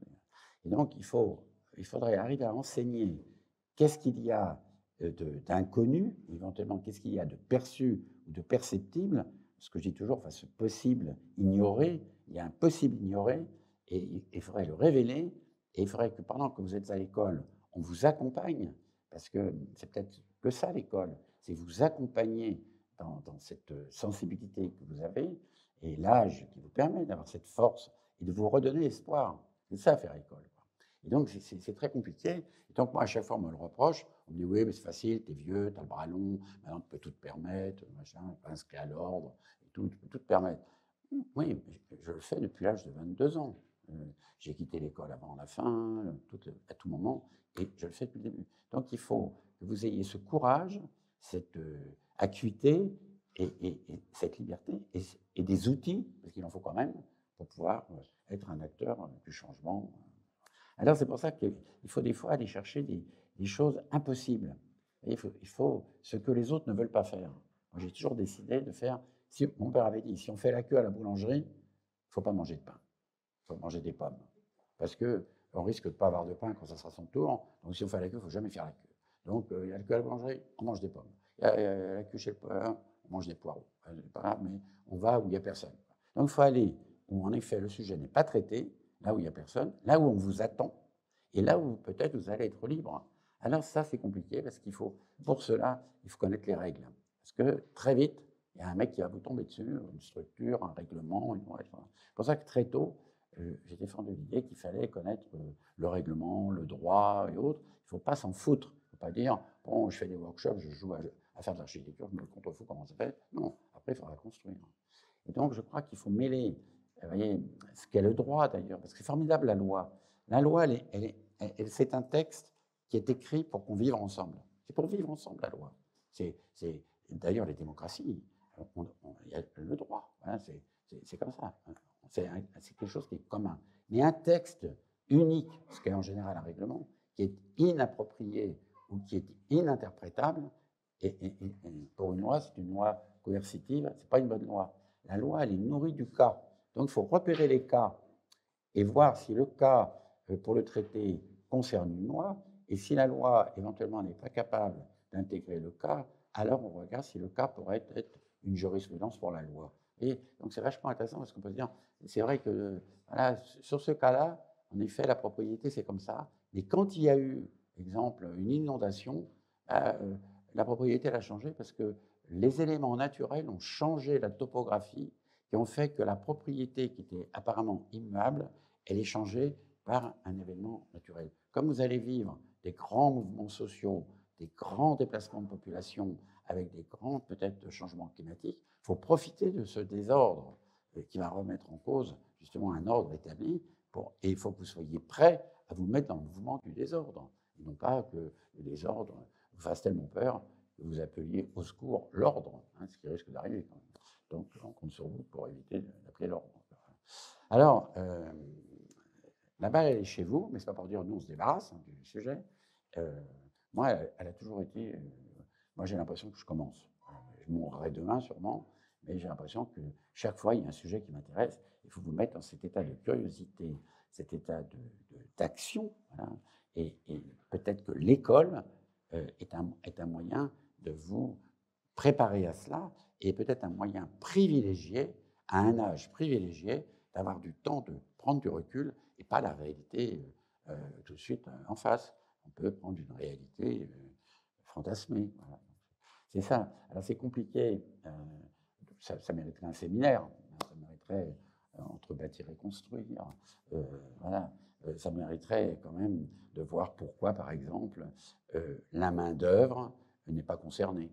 Vous voyez, l'immigration fait partie de notre vie et 80% des objets que vous allez concevoir sera construit par des gens que l'on voudrait rejeter, par exemple. Vous voyez, maintenant, aujourd'hui, dans des lycées d'enseignement professionnel, puisqu'on en a fait beaucoup à Bagneux, les lycées d'enseignement professionnel, vous apercevez, mettons, qu'il y a plein d'enfants issus de l'immigration qui vont dans les lycées pro, parce que c'est une voie de garage, et donc on les retrouve après dans le bâtiment. Vous voyez, avant, on avait des électriciens, ils n'étaient que français, on pourrait dire, de souche. Comme ça.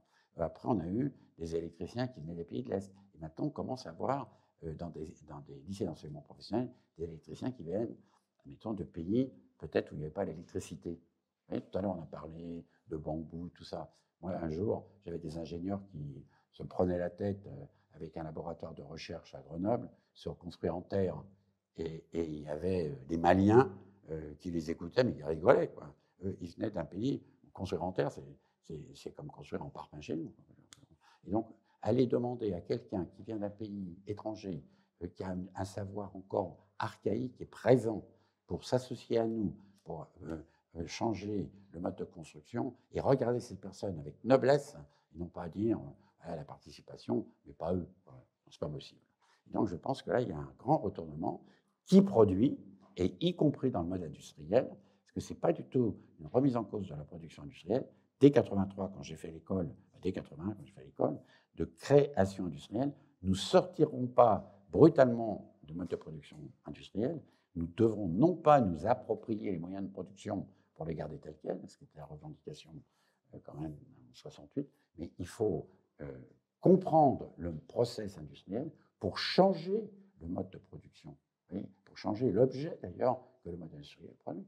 À l'école de création industrielle, déjà avec Jean Prouvé, en 81, on essayait de voir comment avec le même outil, ou peut-être avec la même énergie, en consommant moins d'énergie, on pourrait proposer autre chose. Donc je pense que c'est ça, vous voyez, c'est pour ça que c'est un transversal global, c'est philosophique en fait compte, la situation dans laquelle vous trouvez. Mais moi, c'est pas que j'aimerais être à votre place, parce que j'aimerais être jeune, oui, enfin c'est pas le cas, mais j'aimerais être à votre place parce que je pense que les sujets que vous allez avoir à traiter, ils sont beaucoup plus larges que ceux que j'avais quand moi je suis sorti de l'école. Alors comme ils sont plus larges, ils font peur. Alors on se replie et on se conforte. Mais ça ne marchera plus. Donc moi, je ne peux vous dire qu'une seule chose, c'est profiter de l'école et profiter de votre âge et profiter peut-être de notre connaissance et méconnaissance. Voilà, alors comme m'a posé la question sur une école que j'ai créée à Arles. Je me suis posé la question, comme on n'arrête pas de dire réchauffement climatique, développement durable, je ne sais pas quoi, ouais, toutes les conneries, et on ne le dit que quand c'est trop tard, puisqu'en fait, à l'école primaire, on ne l'a pas appris. Donc je me suis posé la question, est-ce qu'on ne pourrait pas faire une école primaire qui serait agroécologique? Est-ce qu'on ne pourrait pas dire, en fait, c'est dès la maternelle qu'on doit se poser les questions. Donc c'est là où on a fait l'école, on apprend à apprendre, et j'ai retrouvé, c'est quand même dramatique d'arriver à ce point-là, qu'est-ce que c'est que la classe unique? Parce qu'il y a eu la classe unique en France, la Révolution, Condorcet, on travaillait sur l'école communale, la classe unique. En fait, c'est des classes de niveau, mais ce n'est pas un niveau, ce n'est pas une tranche d'âge qui doit atteindre un niveau, c'est un groupe qui doit atteindre un niveau, et on est dans ce niveau, on est variable suivant les matières. Donc, j'ai découvert qu'on pouvait faire une école agroécologique de classe unique, et j'ai pris comme âge 9-13 ans, ce qui était en fin de compte la fin d'une école primaire, on pourrait dire, et le début de la puberté. Voilà. C'est à quel moment, en effet, on change du rapport avec le savoir, les matières par champ disciplinaire commencent à arriver, et on change son corps. Les femmes, les hommes, c'est pas le même âge et tout. Et donc, j'ai découvert à ce moment-là, je me rendais compte que mettre tout le monde sur non pas un âge, il est né en septembre, il a de la chance, il a un an d'avance, il est né en, je sais pas quoi, en janvier, un an de retard, des trucs comme absurdes comme ça, d'avoir en fait, de 9-13 ans, un même groupe sur un même sujet, de travailler, et sans lieu. Une école sans lieu. Comment ça, sans lieu? Sans lieu. Ben oui, parce que quand vous lisez que dans le Code de l'éducation, au moment de la Révolution, on décide qu'il faut faire des écoles pour lutter contre l'enseignement religieux. Et du coup, Condorcet invente un truc, une école à 20 minutes à pied, sans lieu. Ce sont les agriculteurs qui prêteront des lieux pour que des enseignants nomades aillent enseigner dans des lieux prêtés. Donc, mais il y a des lieux. Oui, mais ce n'est pas un lieu formaté spécifique, la classe, tel format, telle place, un tableau. En fait, des fois, ça peut être une grange, ça peut être un séjour, ça peut être... Et donc, en fait, il crée le corps des professeurs, des pasteurs, qui se déplacent de lieu en lieu, mais des lieux prêtés pour que quelqu'un vienne avec le savoir le dispenser, des enfants qui sont dans leur monde à eux pour recevoir le savoir, et non pas dans un lieu qui leur est étranger. Et il crée le corps des inspecteurs qui vérifie juste que les lieux sont conformes aux normes d'hygiène. Voilà, c'est tout. Quand vous lisez ça, vous dites, tiens, en effet, on a un peu caché le système. Et donc, j'ai fait une école sans lieu. Et le préfet me dit, il faut le lieu. Je dis, ben non, il n'y a pas de lieu. Elle me dit, ben quoi? Je dis, ben, il y a l'emplacement du car. Comme mes enfants regardaient un film qui s'appelle Magic Bus, j'ai dit, ben, ça sera le Magic Bus. C'est on ne sait pas où on va. Si un jour, on enseigne, je sais pas quoi, la botanique, on va en forêt, et c'est la forêt qui est le lieu. Et si un jour, on enseigne la démocratie, eh ben, on va dans une mairie et on regarde comment fonctionne une salle de conseil municipal. Mais c'est justement le lieu absolu, ça. Oui. C'est d'aller là où le lien avec le sujet est le plus fort. Oui. C'est le lieu absolu. Tu as utilisé le bon terme. Et donc, j'ai appris ça avec un professeur qui était dans cette école. Et comme à l'époque, l'école, il n'y avait que des ateliers en ville, c'était pourri, il n'y avait que des patrons, comme on dit en ville. Et lui, il disait, nous, on n'aura pas d'atelier en ville. Ce matin, on réfléchit dans quel lieu public on peut enseigner. Il faisait beau, on dit, ben, un square, hop, on a un square. Ben, la station de métro Cluny, elle était fermée, on voyait, la station de métro Cluny. Tiens, dans une bibliothèque. Et on cherchait le lieu commun à tous qui pouvait nous servir, à nous, architectes, avec ce prof, d'aller suivre un cours. Donc, tu peux avoir une école fermée, sans lieu, mais le corps, là, lui, il est important. Le corps enseigné, le corps enseignant est très important. C'est ça l'école. L'école, c'est un jeu, d'ailleurs. On joue. Merci beaucoup, Patrick. On était en train de regarder le temps. Et on a une dernière question pour Sophie, et puis après, Christelle va vous adresser une question pour vous trois, histoire de déclencher le débat avec la salle. Donc, Sophie, une dernière question pour vous. Qu'est-ce qu'on peut qualifier de commun, finalement, dans l'acte de transmission?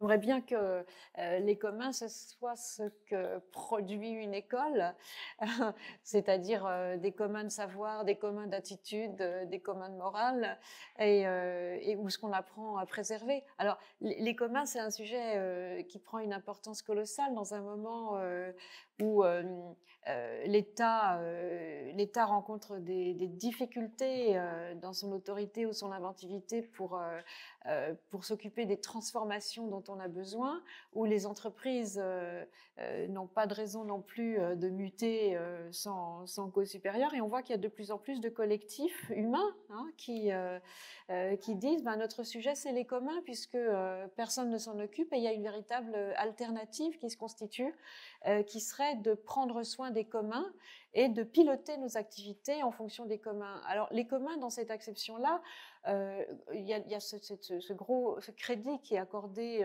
légitimement aux travaux de l'économiste Elinor Ostrom, et les communs, ce sont les communs de l'eau, de l'air, de la ressource, qu'on apprend à ménager, et on a compris que pour éviter la tragédie des communs, on doit non pas désapproprier les communs, mais au contraire préciser le collectif qui les possède, au sens où il en prend soin, il édicte des règles et il les suit pour les administrer et pour les faire prospérer, en respectant des notions d'utilité, de justice, de vertu. Et à partir de pourquoi il y a eu cette remise en lumière des travaux d'Elinor Ostrom, c'est parce qu'il y a la notion de commun numérique qui a émergé, avec cette masse de savoir, de documents numérisés qui arrivaient, ou d'ailleurs aussi de logiciels. La notion depuis 2010 de commun numérique est de plus en plus présente. Et aujourd'hui, on voit que si on suit par exemple les auteurs Dardot et Laval, les communs, c'est ce que produit un collectif. C'est-à-dire ce que produit un collectif au sens, ils trouvent que la définition d'Elinor Ostrom est trop essentialisatrice et trop naturalisante, naturalisée. Et que les communs, c'est beaucoup plus que ça, c'est ce que produit un collectif humain par son engagement, par ses positions, par ses finalités, par les moyens qui sont mis à disposition. Et dans cette acception-là, le commun, ça devient ce qu'on transforme, pourquoi on le transforme, ce qu'on produit, et finalement, ça devient au cœur de la réinvention de nouveaux paradigmes de vie, de façon d'être dans un rapport au vivant, au monde, aux ressources naturelles, et ça devient finalement la vocation d'une école en 2024, d'identifier les communs, d'apprendre à en prendre soin et de développer tout ce qu'il faut, les nombreux savoirs, règles et projets qui vont être autour de la reconnaissance, de l'extension, de la protection des communs. Moi, je trouve que c'est un projet. Et un projet alternatif, justement, tant aux normes qu'aux motifs de l'intérêt et du profit, quoi. C'est une autre façon de prendre le réel. Moi, j'y crois. C'est vrai, oui. Merci Sophie. Pour conclure, on va vous poser une petite question qui part aussi de ce que vous avez dit ce soir. Je retiens prendre soin des communs, des ressources aménagées, redonner espoir, faire en sorte que ce qui est produit soit dans le collectif aussi, observer les problèmes. Et je m'interroge aussi avec Dimitra et nous tous ici, c'est comment l'école d'architecture peut être aussi le meilleur endroit, s'il faut parler de lieu, pour changer le monde, évidemment, à notre échelle.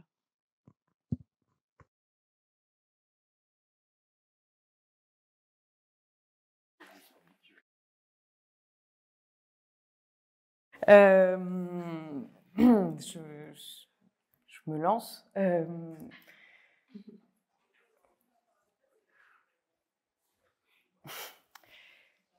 Je pense que c'est un lieu qui peut être exceptionnel, une école d'architecture, parce qu'on y voit plein de choses et on nous encourage à aller en découvrir plein d'autres.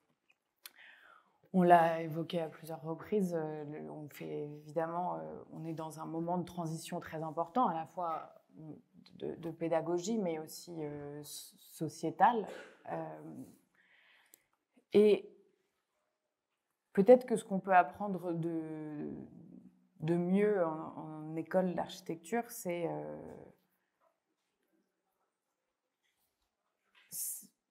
qu'on ne sait pas, mais qu'on peut toujours essayer de trouver. C'est qu'on peut aller chercher des réponses, aller les imaginer, les bricoler, et parfois ce savoir est évidemment existe déjà, et on peut se tourner vers des professeurs, vers des étudiants, etc.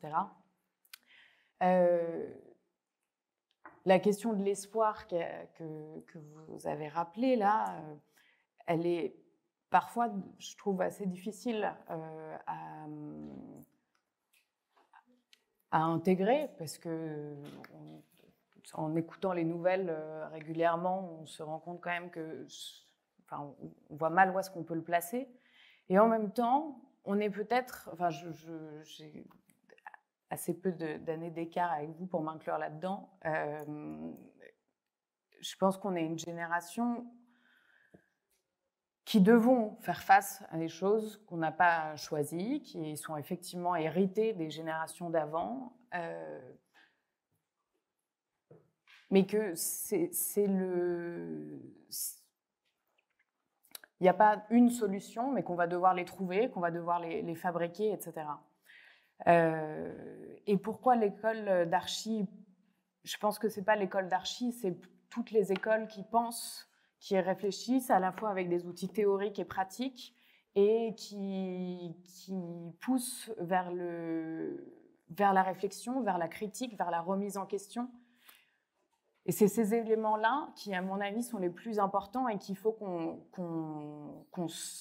s'en empare, et que ça devienne des outils du quotidien dans les années, les décennies qui viennent. Voilà. C'est le propre de toute époque. Il y a un avant et un après. C'est le propre même quand vous parliez des écoles d'architecture, de la remise en question perpétuelle. Aujourd'hui, n'est pas, le contexte est différent, mais dans le fond, c'est aussi une réforme, une refonte, un requestionnement. Et c'est peut-être ça le propre que doit avoir une école, c'est être en perpétuelle évolution et prendre le pouls de ce qui se passe autour. Il y a un très beau poème de René Char, qu'on résume comme ça, on peut le résumer, c'est « L'avenir n'est précédé d'aucun testament ». Et pourtant, on parle de la question de transmettre, c'est la question de léguer. C'est difficile, et c'est comme ça, c'est un déjà là. Merci beaucoup. Merci beaucoup à vous trois. Je ne sais pas si Sophie voudra ajouter quelques derniers mots. Sinon, on passe la parole à la salle pour des éventuelles questions, réactions. Et un deuxième, un petit tour de débat.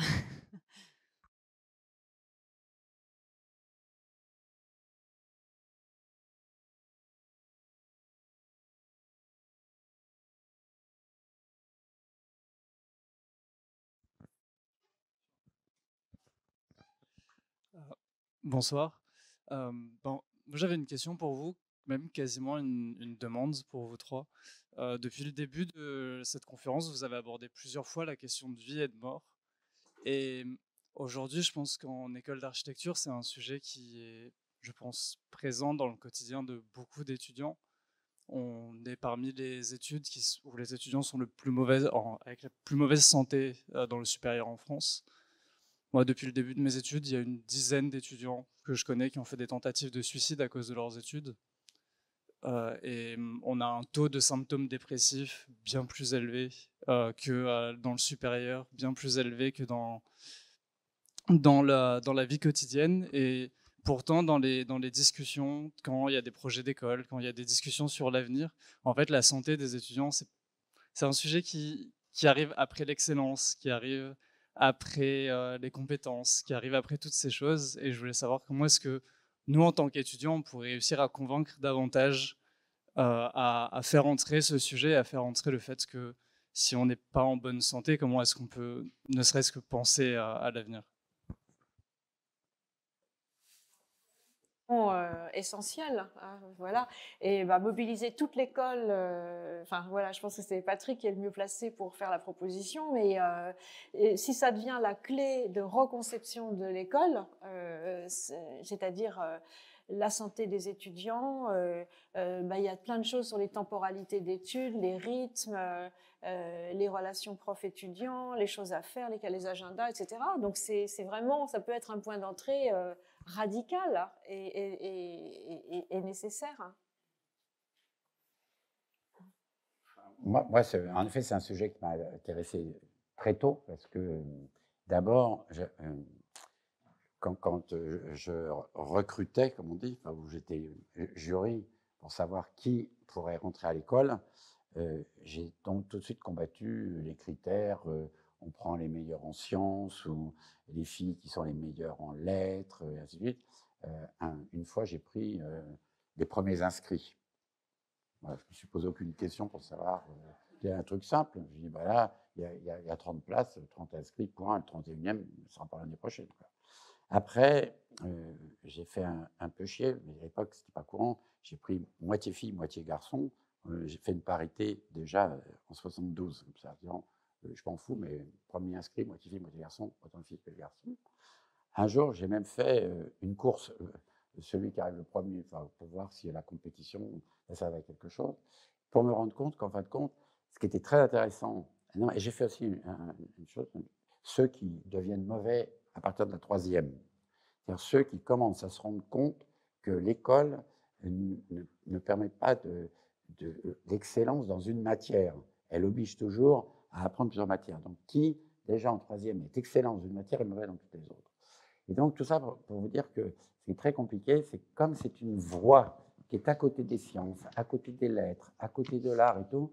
On a une population, on peut appeler ça comme ça, qui est plus fragile et qui est donc plus attentive, à laquelle il faut faire plus attention que peut-être que dans d'autres formations.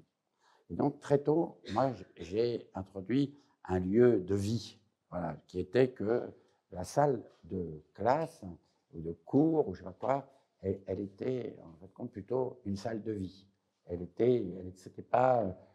L'étudiant n'était pas nomade et allait de pièce en pièce. L'étudiant était sédentaire et c'est les savoirs qui venaient à lui. En fin de compte, on allait vers son cas, voilà, dans son environnement. Chaque année, on reconstruisait l'environnement de chaque étudiant. J'avais vu ça au Royal College à Londres, où même il y a une porte, on peut la fermer, on a un fauteuil, on a un lit, on peut dormir. Ça ressemble un peu à un système d'atelier, non? J'ai introduit l'idée même qu'on pouvait dormir à l'école. Alors ça, c'est un peu comme les ateliers. J'entends pas. Un peu comme les ateliers. Oui, mais enfin c'était encore plus expérimental que les ateliers. Et aux ateliers, mettons, tous les étudiants avaient la clé de l'école et tous les étudiants avaient un compte en banque et tous les étudiants avaient un téléphone, parce qu'à l'époque il n'y avait pas de téléphone portable. Et donc je crois qu'il faudrait en effet, peut-être dès les premiers jours, expérimenter ce que tu disais, qu'est-ce que c'est que de vivre, qu'est-ce que c'est que l'espace, plutôt que de l'enseigner théoriquement, qu'est-ce que c'est que l'espace commun, notre espace commun. Voilà. Et quel est cet espace le plus fragile, peut-être, que l'on doit porter attention, celui de l'étudiant. Donc ce n'est pas vraiment une réponse à la question, parce qu'il y a peut-être une autre situation qui arrive aujourd'hui de manière générale, c'est cette absence d'avenir ou d'espoir et autres qui pourrait rendre peut-être la psychologie ou le drame psychique ou psychologique plus complexe que de mon temps. Mais quand même, je trouve que l'école n'est pas le foyer, elle n'est pas le foyer du corps enseigné, et ce n'est pas la maison des étudiants. C'est l'institution, la maison des enseignants, dans laquelle les étudiants viennent chercher des choses. Ça devrait être un lieu sédentaire et la maison des étudiants. Et on le transmet.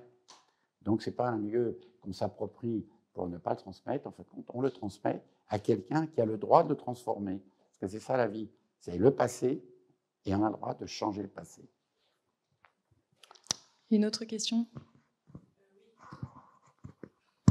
Je voulais rejoindre la première question, et puisque Sophie Penn a dit que la santé pourrait être une porte d'entrée à la redéfinition de ces études, je pense aussi que s'il y a un problème de santé chez les élèves, c'est qu'il y a aussi une perte de sens dans les études. Quand, je donne un exemple. Donc, j'étais étudiante ici où quand on a un semestre où un professeur nous dit que l'histoire de l'architecture s'est arrêtée dans les années 60, et puis le semestre suivant, il y a un architecte qui est au service de l'usager, et puis semestre suivant, l'usager ne compte pas, ça va être autre chose. Je pense que en avançant au fur et à mesure des études, il y a une perte de sens qui s'opère sur le choix de ces études-là. Et effectivement, ça pourrait être une porte d'entrée de re-questionner le sens. En fait, il faudrait recommencer à zéro et savoir quel est le sens réellement de ce qu'on veut transmettre. Et puis, la perte de sens aussi s'opère par ces heures passées devant l'ordinateur, qui, je pense, est un grand mal dans ces études.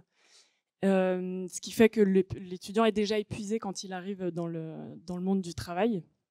Il est déjà épuisé par l'ordinateur et ça ne va pas s'arrêter. Et finalement, ce dont il a besoin, c'est surtout que les étudiants en architecture sont souvent très créatifs. Il a souvent besoin d'exprimer sa créativité et en fait son talent aussi de la pratique des mains, de son corps. Et c'est là où le chantier est très intéressant, mais le chantier est inexistant dans les études. Et voilà, je voudrais avoir vos réactions vis-à-vis de ça. Et puis je reviens aussi sur le sujet de la loi, qui est un sujet que Patrick Bouchain connaît très bien. La loi est complètement éradiquée des études parce qu'on veut que les étudiants rêvent, en tout cas, ne soient pas arrêtés par les lois. Alors que chez Patrick Bouchain, la loi devient un jeu. On la maîtrise, elle devient un jeu et on apprend à la contourner. Et c'est quelque chose qui aiderait à, une fois arrivé dans le monde professionnel, on n'ait pas peur des lois et qu'on sache jouer avec et exercer pleinement ce qu'on a appris à rêver dans nos études d'architecture. Roxane, tu veux réagir ? Oui, je pense que je rejoins cette question de la loi, de connaître le contexte dans lequel ce que c'est que d'être architecte, déjà d'un point de vue de la loi, que c'est une profession qui est réglementée. Ça, on l'apprend en HMO. Et c'est vrai qu'on découvre un nombre de choses incroyables par rapport à cette profession pour laquelle on est censé avoir été formé pendant 6 ans. 5 ans. Alors, je ne pense pas qu'il faille que ce soit nécessaire d'apprendre chaque loi par cœur, mais effectivement qu'on apprenne à la comprendre, à jouer avec. Et cette loi, elle nous donne à la fois des responsabilités, des droits et des devoirs.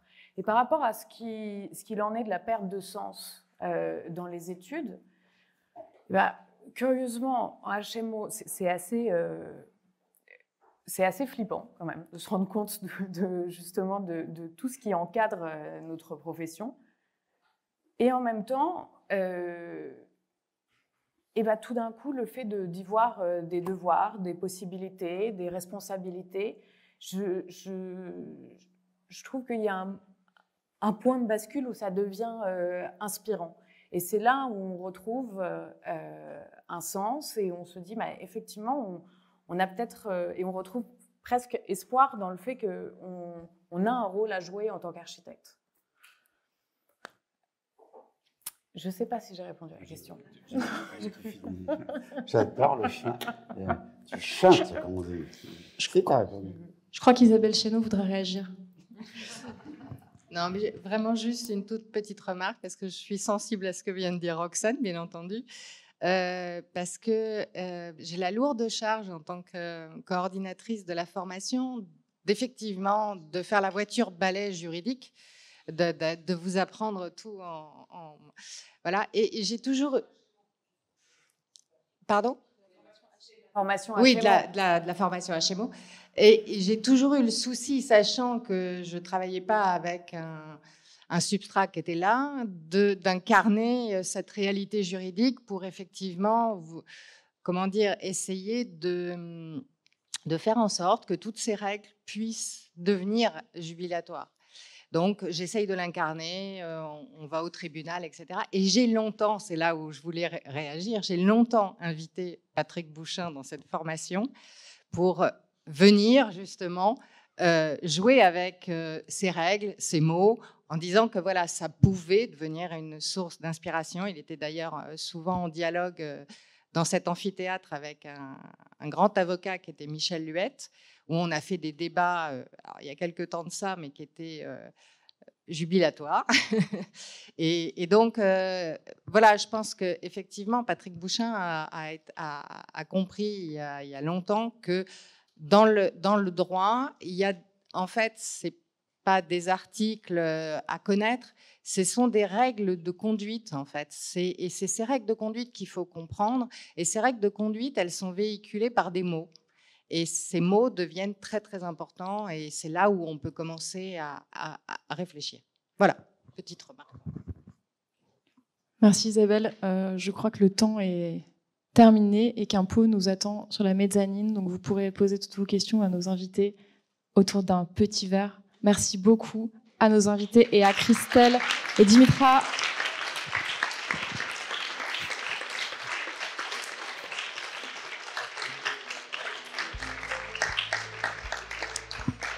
Et à Christelle et Dimitra pour cette animation.